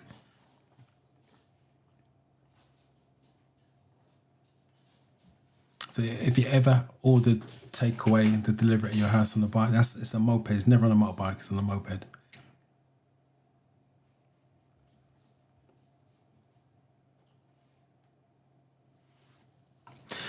And that's a good example as well. Let me just get this one back up. That's a good question, by the way, because like I said, sometimes they use words not everyone's understanding.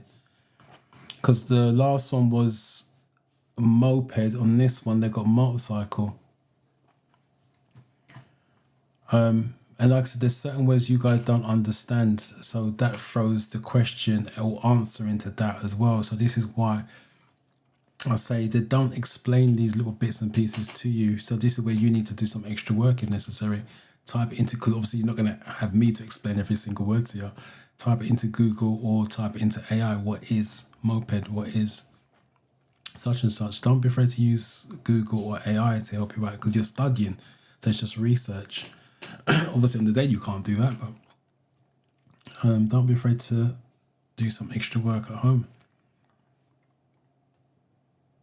You're welcome.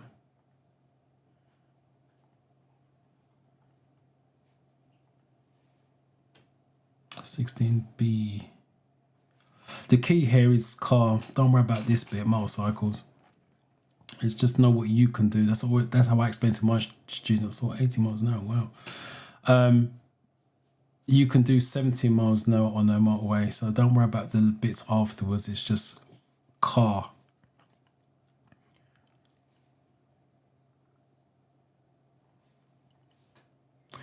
Which shape is used for a giveaway sign?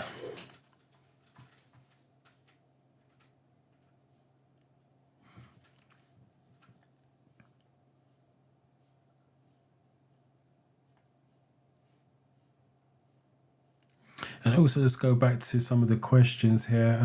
The moped one comes to mind. Samuel asked me a question. Mary asked me a question about explaining the answer. And this is what I was saying to you at the beginning. It's about understanding. I can't stress enough. Understand the question. Understand the answer. I repeat, I'm not always going to be, I'm not there for you guys to break it down when you're studying at home. But that's the point I'm making. It's about understanding, even down to the individual word sometimes. It makes a massive difference.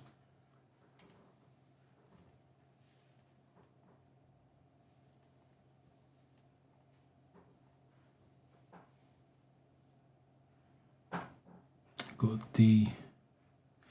Upside down triangle is D. This is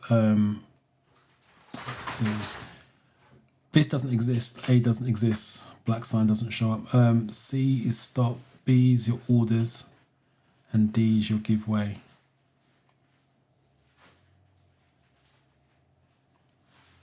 Where would you see this road marking?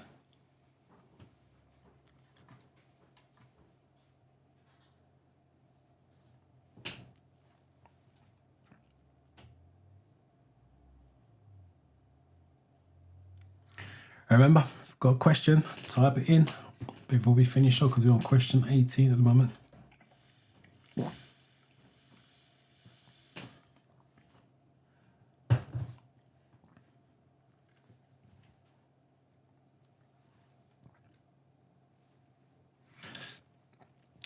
Smith, when do you start your driving course though? Just out of interest. So when do you actually take your first lesson of your 35?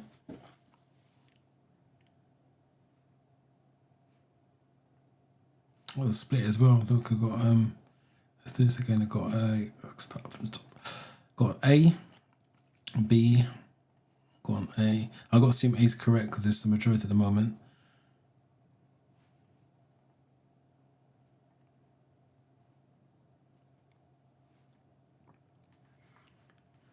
What was the other option? Option was B, at a box junction. It's road humps.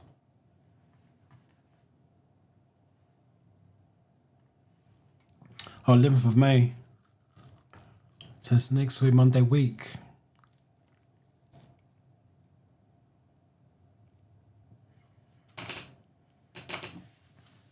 Have you been told how it's going to be structured, by the way? Or you can discuss that on the Monday. Have you been told how it's going to be laid out for you in terms of the hours that you do, how often you're doing it at 35? Unless you must be excited by that, starting to drive on next Monday. Never seen the sign before. It's common. Don't really know the sign as well. There you go, see? Yeah,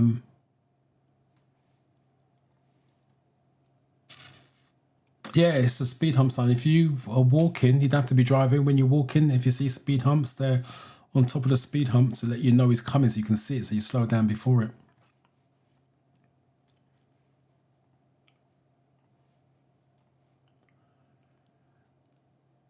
Why does this junction have a stop sign and a stop line on the road?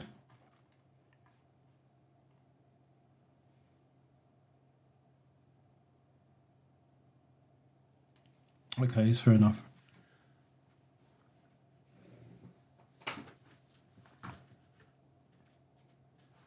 What they might do as well, what you want to clarify, because as much as you've got 35 hours, sometimes with the intensive stuff, they save 3 hours for the day of the driving test. So clarify that as well on the Monday or when they send you the calendar, which means technically you've got 32 hours for the driving itself, and then they say 3 hours for the day of the driving test. I'm not sure where you're going to take your driving test, how long it takes to get there. If the test center's a little bit away, they may do 3 hours for it. If it's close by, they may save 2 hours for it. So it's not 35 hours all the time just for driving. They do deduct 2 to 3 hours for the test day itself, so just be aware of that.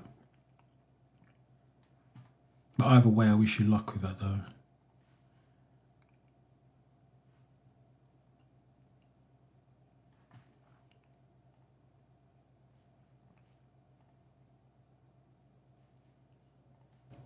And the other question I've not asked, I did ask, but I don't think I asked you to put an answer. Have you got driving experience? Are you going into the 11th as a newbie? No, never driven before.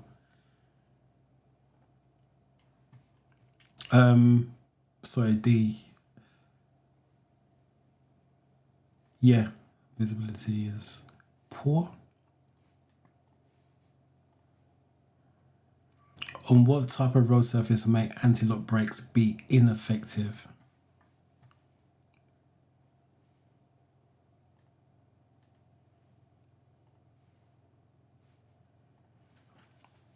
Hello, Faith. I'm well. How are you? Popping up.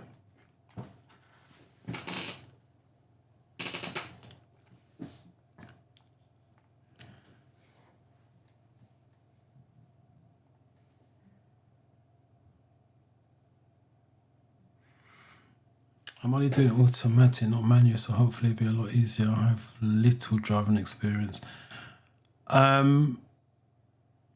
It's easier in a sense where you're not changing gears, but driving's driving.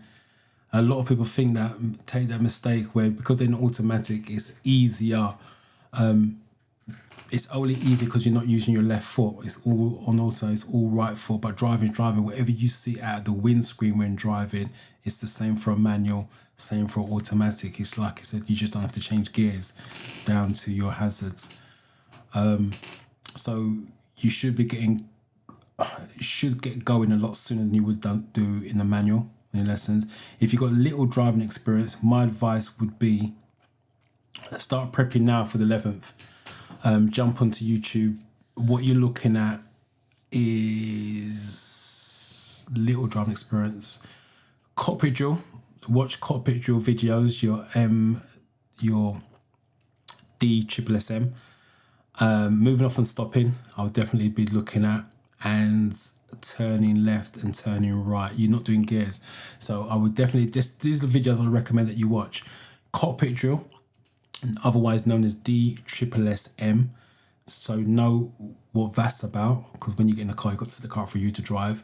Moving off and stopping, blind spots basically, and turning left and turning right. Your basic turning left, turning right. Get a head start for Monday the 11th just by watching those videos on YouTube, and then it's going to keep you calmer on the first few lessons because you are going to be nervous on that.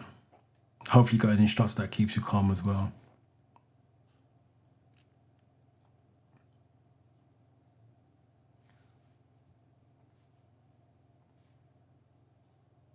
But yeah, when you take your first lessons, that'd be the 11th. So we're looking at the 17th. 17th, next Sunday the 17th. Pop into the live and let us know let me know how it went. Because I'm really interested that you guys, once you pass your theory, go on to get your license. Because some of you sit on your theory, 2 years seems like a long time. Before you know it, you're stressing about it running out. 28. Yeah, loose. That's sand, gravel. By the way, just in case you didn't know, when they say loose. Right, so this is a 20-question mock test. Oh, you can't see that, there it is. And as I said to you at the beginning, your 50 questions is made up of 14 different categories. It's actually given us 11 categories in here for a 20-question mock test, which is a lot. And on this one, I just noticed here, road and traffic signs, you got 4 out of 20.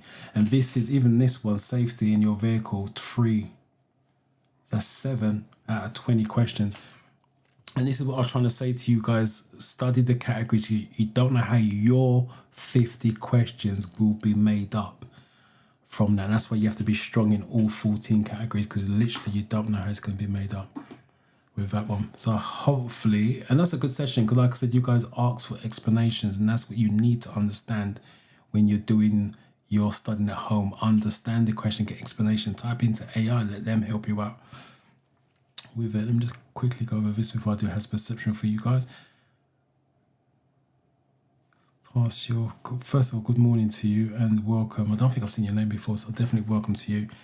46, 50, 57, 75. Well done to you in passing. Jennifer, I'm going to call you Jennifer. So well done to you. Training late. You're here. That's the most important thing. It's live. Yeah, once it's done, YouTube does what it needs to do to process it. I don't take it down, so it's up there. You can always watch the replay on that one. But again, Faith, while you're here, if you've got any questions, type in quick before we sign out. I'm going to do a hazard perception. Let me just catch up on the comments, and then I'll do a hazard perception for you guys. Lavish, Miss Lavish, welcome. 47, 67, high score. Well done to you. Congratulations on passing.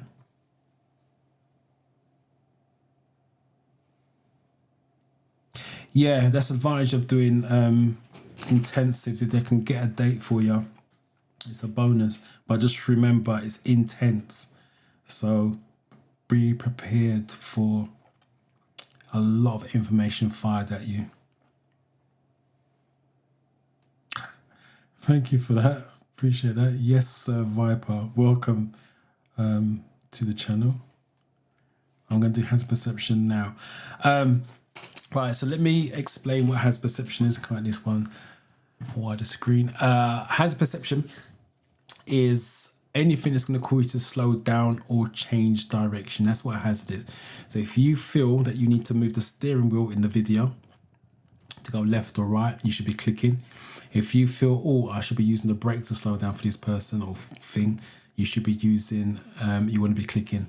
So anything that's going to cause you to slow down or change direction. There's 2 types of hazards on the video, by the way. There's potential. It could have been a problem, but it wasn't.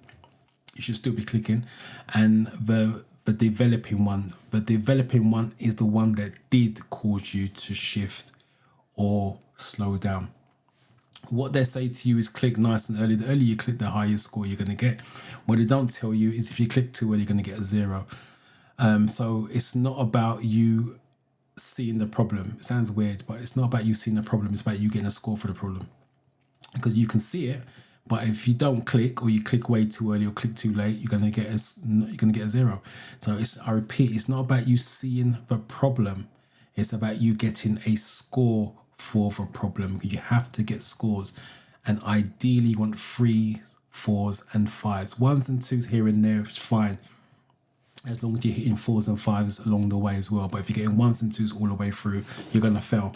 Your average has to be less. Your average has to be more than 3 when you're doing the video. So before I do all of that, let me just share. No, I'm going to go back to that and get my iPad I'm going to show you the report sheet first.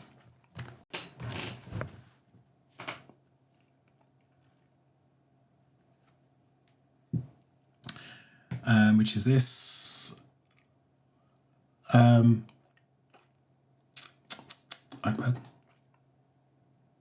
So this is a report sheet. So we just done a 20 question mock test. So when you guys are studying for your theory test, this is why I say you need to understand it, because you're going to apply it to this sheet. Because what you don't want the examiner to do is mark anything on the sheet. Anything you do wrong gets marked on this sheet. And it's 3 different levels. There's minor, which you can still pass. There's 15 minors or less, and you can still pass. S's, which is obviously S, which you can see on the sheet. Serious, you can't have any. And D is dangerous, you can't have any. So no S's, no D's, but up to 15 minors or less. So we had 4 road signs, I believe, road and traffic signs. We had 4. So box 17, traffic signs.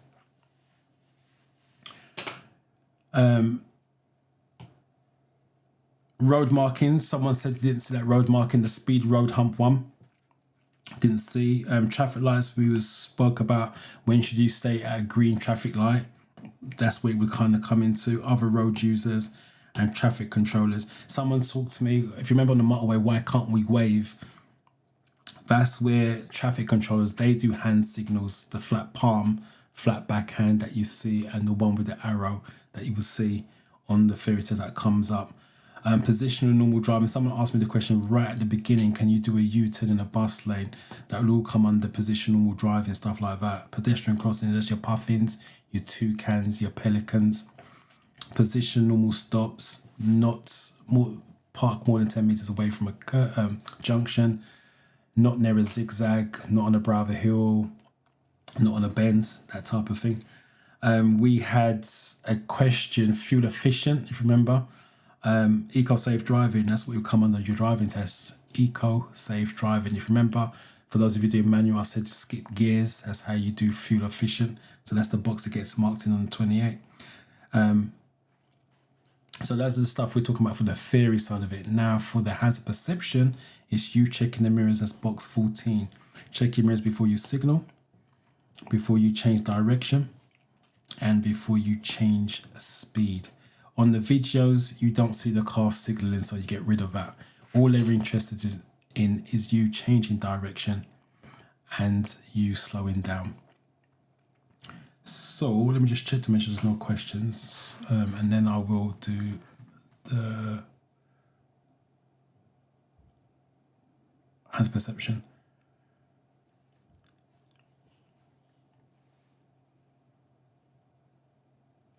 Tyre conditions. The other thing that you need to know about tyre conditions is legally tyre tread, 1.6 millimeter tread depth, no cuts, bulges, rips or tears on the tyre wall. That's the only thing you need to know for the theory test. It's also part you show me, tell me on the dairy driving test. 1.6 millimeter tread depth. There should be no cuts, bulges, rips or tears on the tyre wall. That makes it legal. And it carries 3 points per tyre if it is so. If you want a bit more explanation for some reason, let me know in the comment section, but that's the basic stuff. I'll also add with the theory, they talk about trailer tyres, caravan tyres, motorbike tyres. It doesn't make a difference what tyre they're talking about. It's 1.6, a tyre's a tyre, so don't get thrown off by different vehicles. If they talk about a tyre, it doesn't make a difference what vehicle it's attached to. It's 1.6. Right, so my iPad's already there. Right, so 4-in-1, as I said, that's the one I used. Don't lie. Hazard perception, practice clip. There's 2 types of clips when you're studying, real life and CGI. On the real test, it's all CGIs. The real life clips are hard to see. Let me find one with no stars. This one's got no stars. So I'll do a commentary drive. So I'm going to talk out loud what I'm looking at so you know why I'm going to click. So always look as far down as you can see and work your way back towards yourself, because you're always looking for problems nice and early. I'm watching that black car beside me as well, by the way. And again, scan from left to right, right to left, because the road signs are on the pavement. I'm looking ahead, I can't see any issues at the moment. Still can't see any problems. Still can't see any problems. Oh, cars coming from the side. Got an indicator or a truck coming from the side.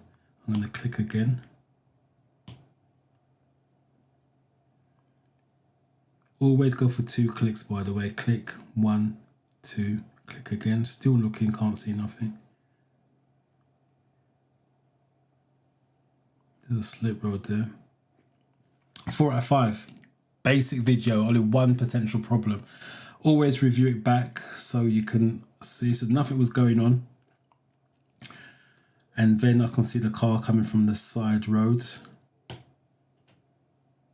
So there's my first click. And there's my second click. So I'm clicking for the indicator that is given. And then if you watch the video, I'm changing lanes from left lane to the right hand lane to give him the space.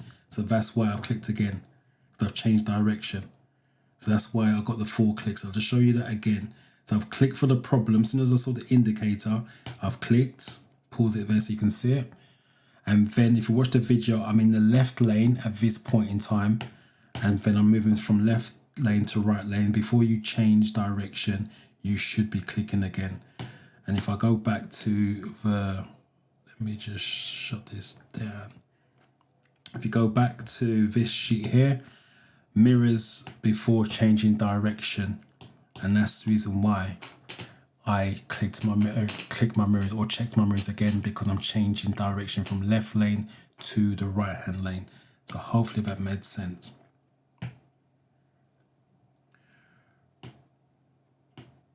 Right, let me just make sure there's no comments on that.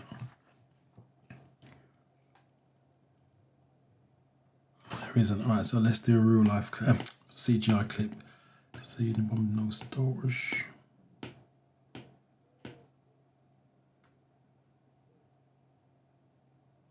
Let's do this one.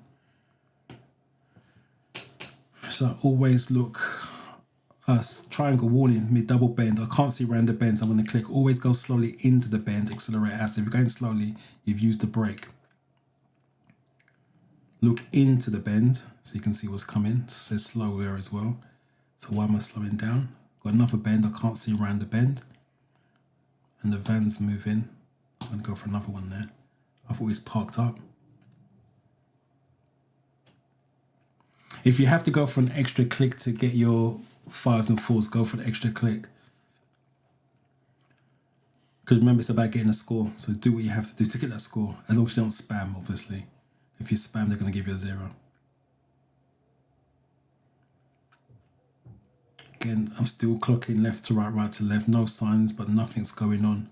So I'm not clicking. Look all the way down here. There's a road sign on the left. Again, 4 out of 5. Always see how you can improve. So let's just speed up for the sake of the video. So I thought it was parked.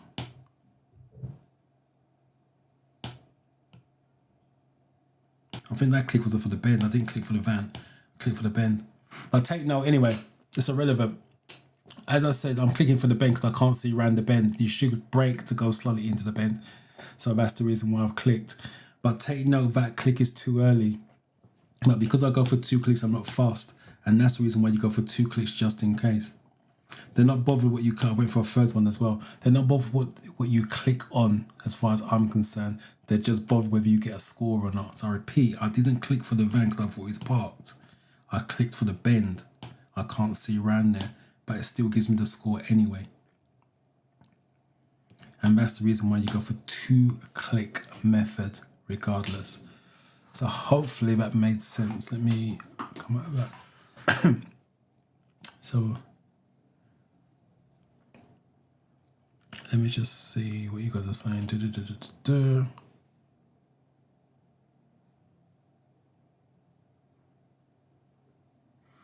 Okay, thank you. I think the question was about tyre of the shapes or design or manufacturers.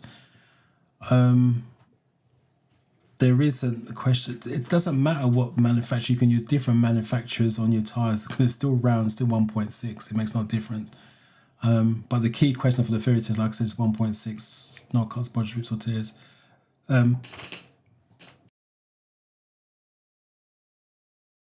Unless you know directly what the question is, type it in before we go and I can give you a bit more detail on that. But if they're talking about manufacturers, the answer is not going to be correct anyway, because that manufacturer's got nothing to do with safety. 1.6 has. Good morning, I passed my 25th, 45, 50. Congratulations on passing. Again, thank you for coming into the session. Let us know. Appreciate you coming up and let us know how you went on.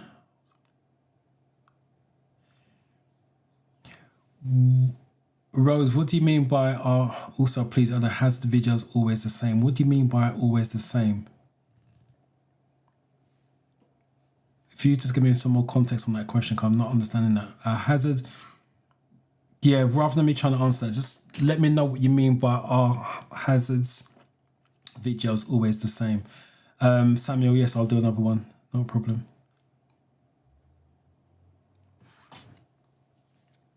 So while Rose is typing that context to that, let me just get another one going. Let's get rid of this one so you can see the flags.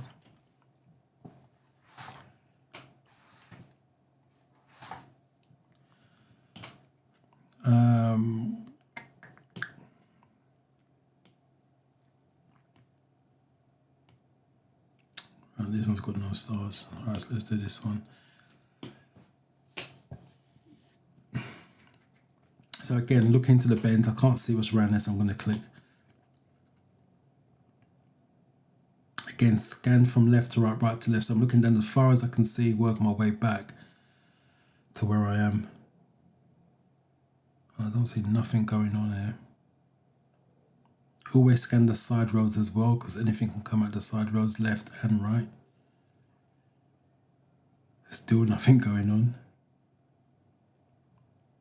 The white car's got a signal on, so it's coming around. It's going to be on the wrong side of the road. I'm going to click again.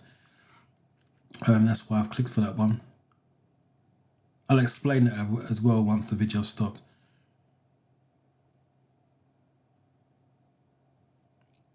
Again, quick scan straight ahead, nothing going on, no need to click. Remember, it could be your double, so you always want to keep going.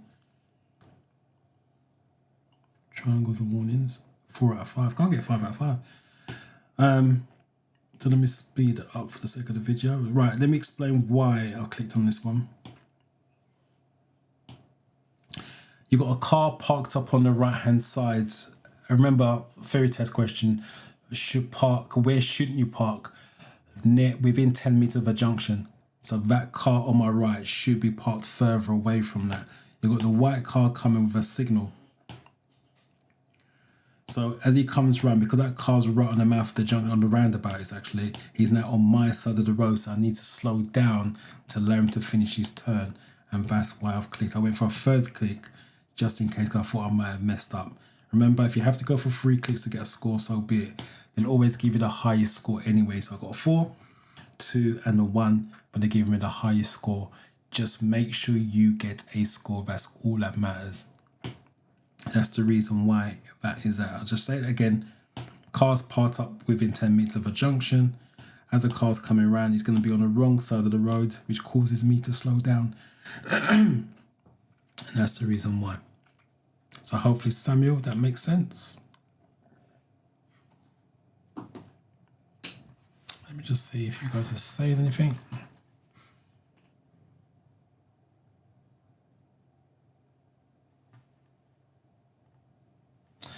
I just want to find out the videos. No. It's the same as I said earlier on with the questions. The questions are sampled questions, not the real questions. The videos are sampled videos. I do know, because I got email from the DVSA, they are gonna bring out some more videos on apps, because once you guys exhaust the videos on apps, there's no new videos. It's the same videos, so you kind of understand where the hazards are on that. But I know they are working on bringing out more videos for the apps, and they're looking to do that, and I think in the 3rd quarter of the year. Obviously, you guys want to pass before that, but they are working on bringing out some fresh videos. But to answer your question, Rose, no. The reason why the videos are different in the real test, because obviously if you learn where the hazards are, you go for the real test, you're going to do the same thing. And that's the reason why the questions are sampled questions. So when you go for the real test, the questions are different with that. So learn what hazards are. Funny, I had somebody in the study camp do the same thing, took the test 3 times before she came to the study camp, and she was clicking once, literally just once on the videos. And when I looked at her account, she knew where the hazards were off by heart because she's done so many hazard perceptions once. So when she went for the real test, she passed the questions but failing the hazard perception. And that's because she didn't know what a hazard was. She just knew where the hazards was on the videos that she practiced on. And this is again about understanding. Know what a hazard is. A hazard is anything that's going to cause you to slow down or change direction. Once you understand that, you apply it to any video because it's the same problem. Different hazards, but same issue. You're either going to slow down or you're changing direction, which means you click. It doesn't change. The questions will always be different. That's the difficult bit to pass. Hazard perception is the easiest bit to pass once you understand what a hazard is. So hopefully that makes sense.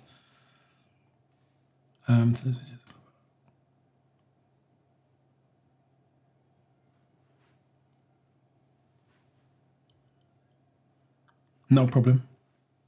I just picking videos with no stars. Not much is going on in those videos, unfortunately.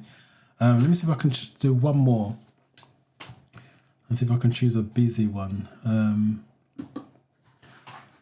Let's get rid of this one. It's pretty much straightforward. So what do I need to do? Shut that down. Do that one.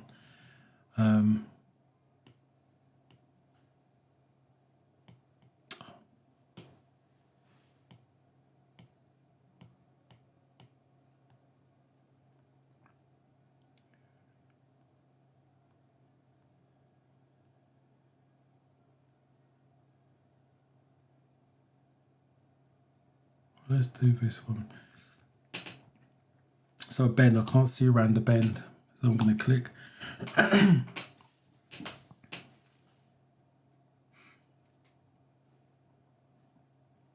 Cars parked up both sides, one side, so it's going to reduce my space.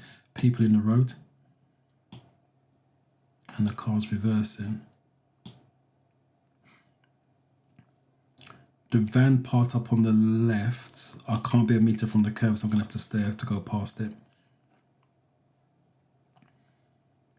Again, the car's parked up on the left. I'm going to have to go past it, so I need to click.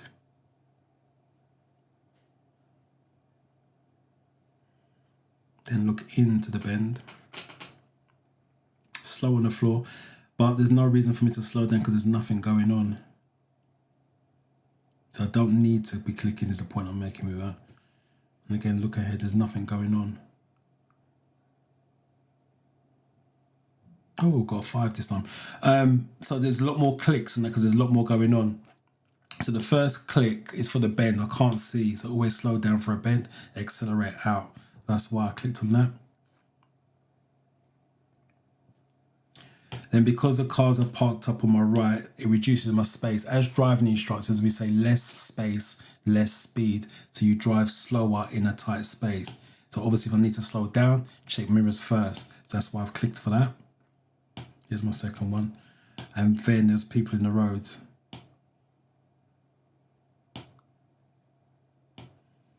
Just about got hit the 5 and that could have been slightly too early. So again, people in the road and then the car was reversing. So it's another set of clicks. So let me just rewind that back and explain that to you again. People in the road, I see people in the road, I'm clicking. Check mirrors before slowing down. That's my first 2 clicks.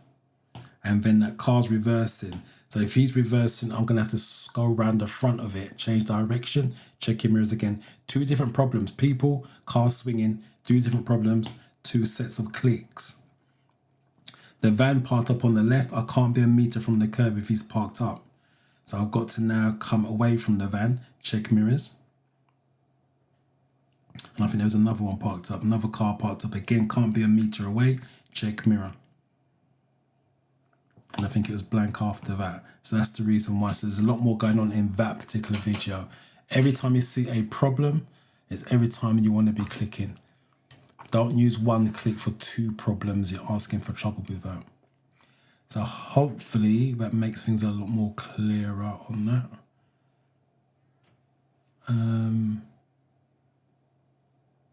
Rose was saying thank you. Right, so that's the last comment I see on that. So I will call it a day there. For those of you who've got a test coming up this week, wish you the best of luck with that. Hopefully I'll see you guys next week. Comments just come through. Samuel, you're welcome. Thank you for the words. Yeah, stay safe. Hopefully the weather stays good. Supposed to hear that it's changing. Enjoy your bank holiday. I forgot it's bank holiday because I'm working on the bank holiday, but I've actually got this one off.